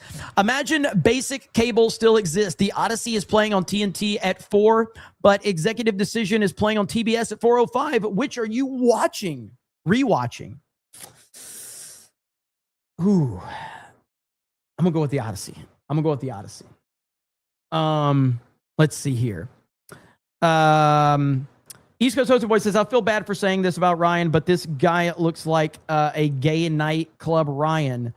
The Miami prawn stash and whole lighting color doesn't help. SVZ says, we are at Jer's Kurt Angle. It's true ×2 moment. It's true. It's damn true. Dan Campbell says, whatever Ric Flair comes out on WCW, you should just change the channel to WWF and see my man Steve Austin wrestling. Don't fake it. I break it. VJ says that the Dice Man wants his act back. Again, I want to repeat, I like Eric Weber. I like watching his stuff. I think he's funny as shit. But he's being very disingenuous by not acknowledging that I have been calling this shit out a long time. Robert says, the Sandman said, this queer Eric is Beardo's bottom. So true. Funny how this guy says he tells the truth, yet is lying by omission. Caligula says, glad to see Chris Cuomo finally made a pop culture show. Daniel says, Too many people act like everyone who likes a thing more than me is a shill, and everyone who hates a thing is more than me is a grifter. Yeah, I mean that's just internet culture, but I do get it. I mean, I've played a part in that narrative as well on both sides. Greg says Steiner math tax. Garfield's Bizarre Adventure says within 12 months of my team, Americans will be paying half of current gas prices. In fact, they will be paying under $2. Candidate Trump. Garfield's Bizarre Adventure is very, really angry. He has been for a long time. So, but I appreciate it. Garfield's Bizarre Adventure. He says, if I'm elected, I'll have the Ukraine war ended in 24 hours of me taking office. I know Putin. I know Zelensky. Candidate Trump. He did say that. He did say that. I honestly, he said he may have it ended before he even takes office. So, Garfield's Bizarre Adventures. I just like trolling you, Lamau199. I appreciate it, brother. C. Blumberg says, the Steiner math is how you sound saying it'll hit 1.5 billion. The numbers don't lie. You can't do the math. You mean the math, mate? I do appreciate that. I would say I'll see you in a month or two because it's gonna take a couple of. I would say it will hit 1 billion by the middle of August, maybe a little bit sooner, and then there's nothing after Spider-Man. So yeah, I'm 1.5 billion is my prediction. 1.5 is my prediction now. Vault199 says $2 for another 1 hour Cobra monologue. 199 for life. Jared the Omega says, I'm better, Jeremy. Gotta put stuff on it. Good to hear, man. Strong Opinion says, can Steiner math be the 4D chess to solve the U.S. economy? Garfield's Bizarre Adventure says, I remember when the Iran incursion started, J.D. Vance said it would be between 3 to 5 weeks. We are currently in month 5, another forever war. Phil says, Nolan movies are like Stacy Keibler. They have legs. Stacy Keibler legs. Woo! Jeremy is being diluted again. It's never going over 1 billion. Well, first of all, my 1.5 billion, I'm operating with house money because I predicted 1 billion. Okay, it will hit 1 billion. I think that there's a 99.9% chance that it hits 1 billion. And so beyond that, I'm playing with house money because I was already right. Wildman says, I'm splurging or splugging, I think. RMF76 for $1. Thank you. Grants Potato says, Trump took a page from Star Wars with Iran. It's called aggressive negotiations. Minister of Rome Thing says, ask Grok, what is the average length of war? Garfield says, the United States referred to the Afghanistan invasion as Operation. It was supposed to last 6 months. 20 years later, Taliban is still in charge. East Coast Toast Boy says, hey, look, it's a 26-time divorce champion, JoJo. Polish Prince says, Robert Pattinson, somebody get these beggars out of here. Me, I would like to change one word. Which word would it be? Nightcall says, MAGA versus Democrats is the Avengers versus retarded Olympics of South Park. Garfield's Bizarre Adventure says, according to Trump's own military advisors, Netanyahu was the one who sold him on attacking Iran. It was supposed to be another Venezuela. Huge L. Nickel says, no foot tax. The local rec says Iran absolutely had weapons ready, nuclear material. Ministry says, notice you'll never see any of the bots screaming about Trump forever war. Criticize Putin for Russia being at war with Ukraine since 2014. That is true. That is true. They won't bring that up. Bill Herb says, I get criticizing the situation for Trump, but I feel people are acting like Iran is winning. Like, no, they aren't. They are not. Garfield says, yes, America's foreign policy of arming rebel groups against the Soviet Union and China and then getting stuck having to fight them in Afghanistan. Are you trolling at this point? Or are you being serious? Now I don't know. Fuck you, because now this feels like Attitude Era. I don't know if Garfield's Bizarre Adventure truly hates Trump or if he's just trolling me. You have completely fucked with my head now. I don't know what's real.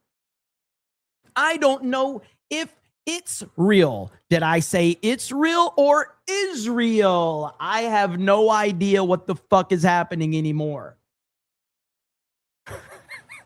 Bill Hurts says Iran is the reason the Odyssey is woke.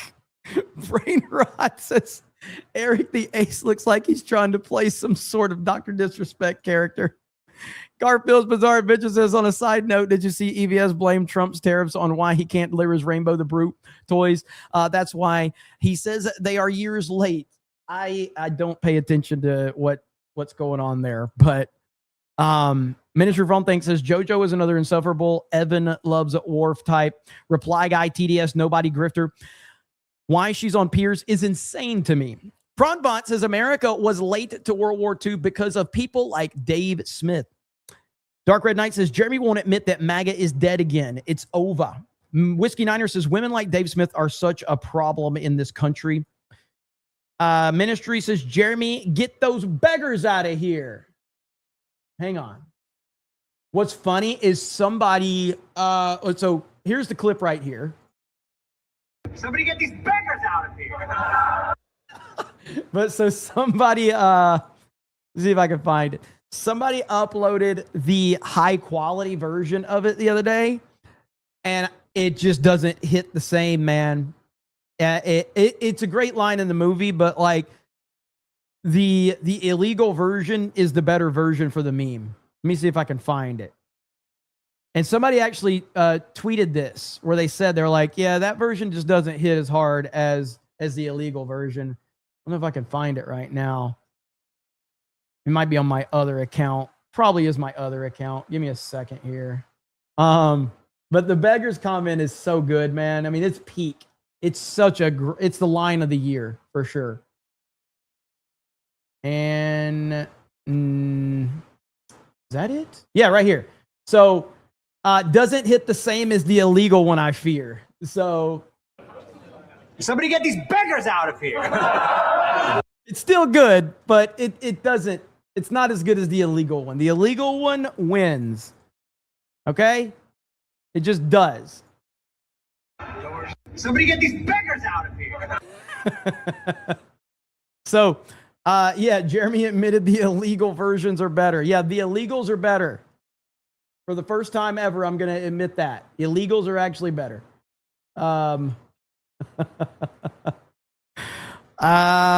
Let's see. No, I'm not. Says, I guess Dave Smith loves our military now. I thought they were just hired guns by the state. Yeah, it's amazing how that works, huh? Let's see. Trump may have had to miss some transfers because of matters, but at least he wasn't there checking his watch every 5 minutes. Never forget. Some man is having carnal knowledge with JoJo. Do better. I don't need to know that at all. Are you still a Snyder fanboy? I like Snyder more than James Gunn.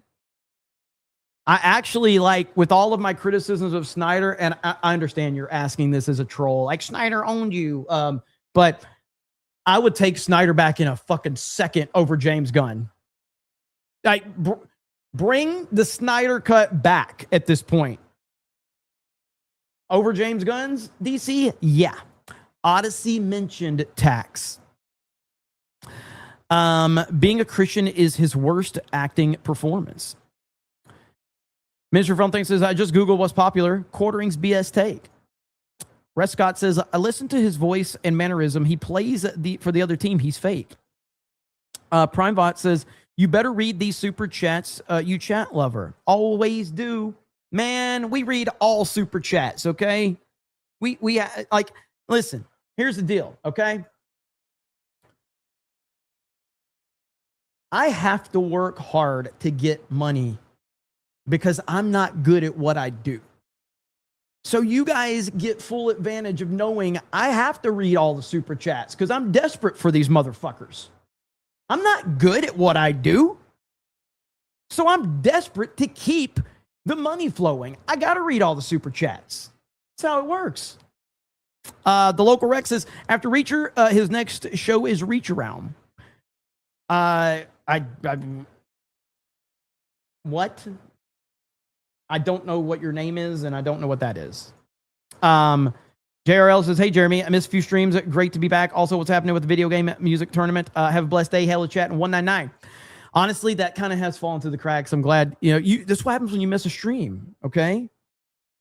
But I haven't even, we've been so busy with all this other stuff. So I apologize, man. Pyro Fusion Dancer says, the only Weber that matters is the one who said, who do you think you are? I am. John Wayne for 20 says, I personally love this Nolan Odyssey hysteria. It's not only entertaining with lively discussions and debate, but it's also inspired me to create a parody song, Nolan's Odyssey parody, Rawhide Remix, aka Nolan's Swollen Colon. I like it. Thank you, John. I appreciate it, man. Hail to you. Well, just remember, I'm on the side of liking the movie, but I also tell everybody that doesn't like it, I understand where you're coming from. I think you're completely justified in that. Because I think that when you have ties to this story, and Nolan's version is not a proper adaptation at all, I can understand why people are upset. Narco says, Wokeland and the Odyssey suck. Bill Herb says, the movie making money and having the normies eating it up doesn't mean anything. The Last Jedi did the very thing. Avatar somehow does it too. Well, those are franchises. I mean, you're going to sit here and tell me that like just some random director that took on the Odyssey is going to make $1 billion fucking dollars? It's Star Wars and Avatar are, mega IPs at this point. Now, the first Avatar wasn't when it came out, but obviously after that. But the point being is that a lot of people thought this was going to flop. That's my argument. That was a retarded take for people to believe that. That was always the basis of my argument was you guys are being stupid if you think this is going to flop. That's it. I like when Catwoman cried to Spider-Man that the throne wasn't empty. She was ruling and she has 10 years of experience like a true boss babe. I feel like, thank you. I feel like saying Begga tonight. But when I'm by myself driving in my car, I'll just leave it, because I almost said something else immediately when I started reading the first few words. I was like, whoops. Bill Herb says, I could give a reach around. I could fit. Whoa, what? Whoa, bro. What are we doing? I am not gay. I have relationships with women, sex with men. And I got news for you. That means you're gay.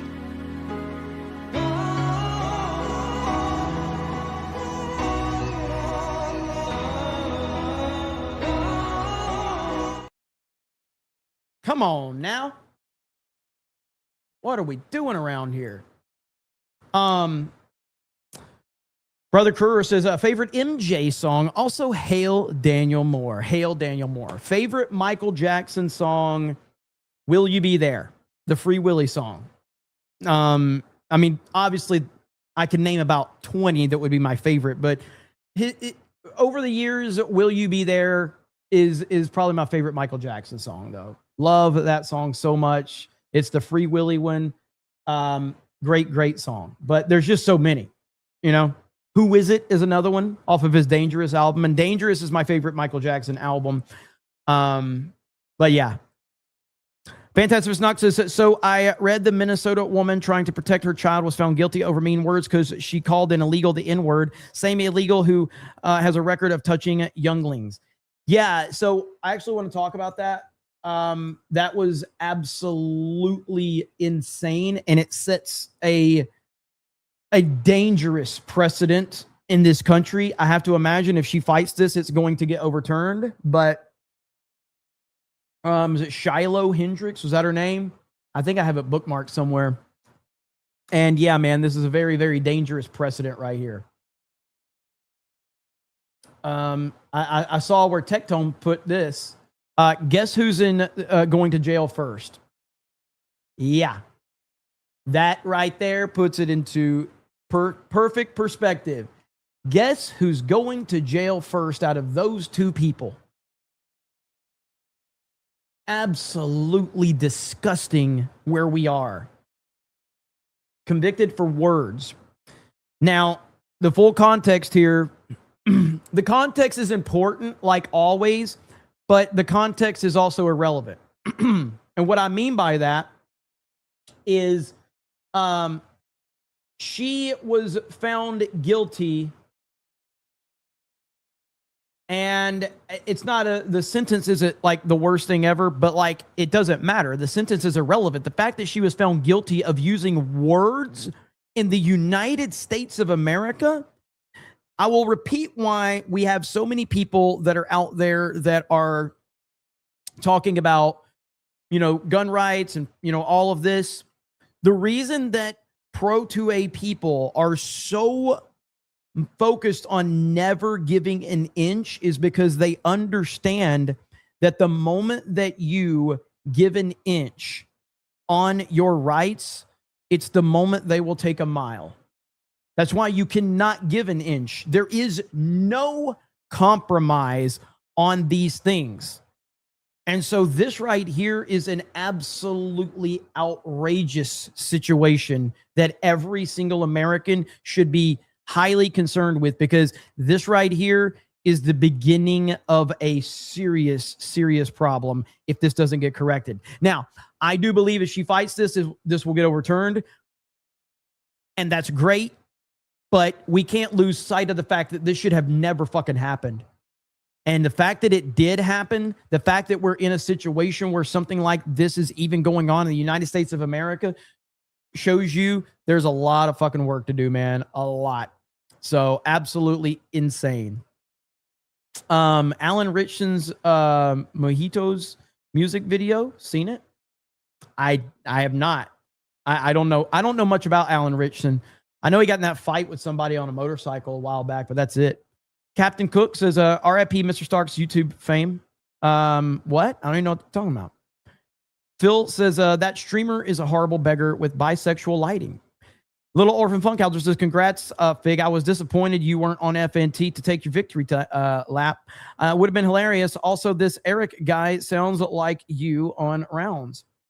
Well, my victory tour, it'll be later, but I don't know, man. There's a big part of me that is very, very comfortable just letting my final appearance on FNT recently just be one that's like, I think the comments speak for itself, with me having a very level-headed take and telling everybody I appreciated their criticisms and I think they're valid criticisms, and me giving it a 7 out of 10 and people just ripping me to shreds.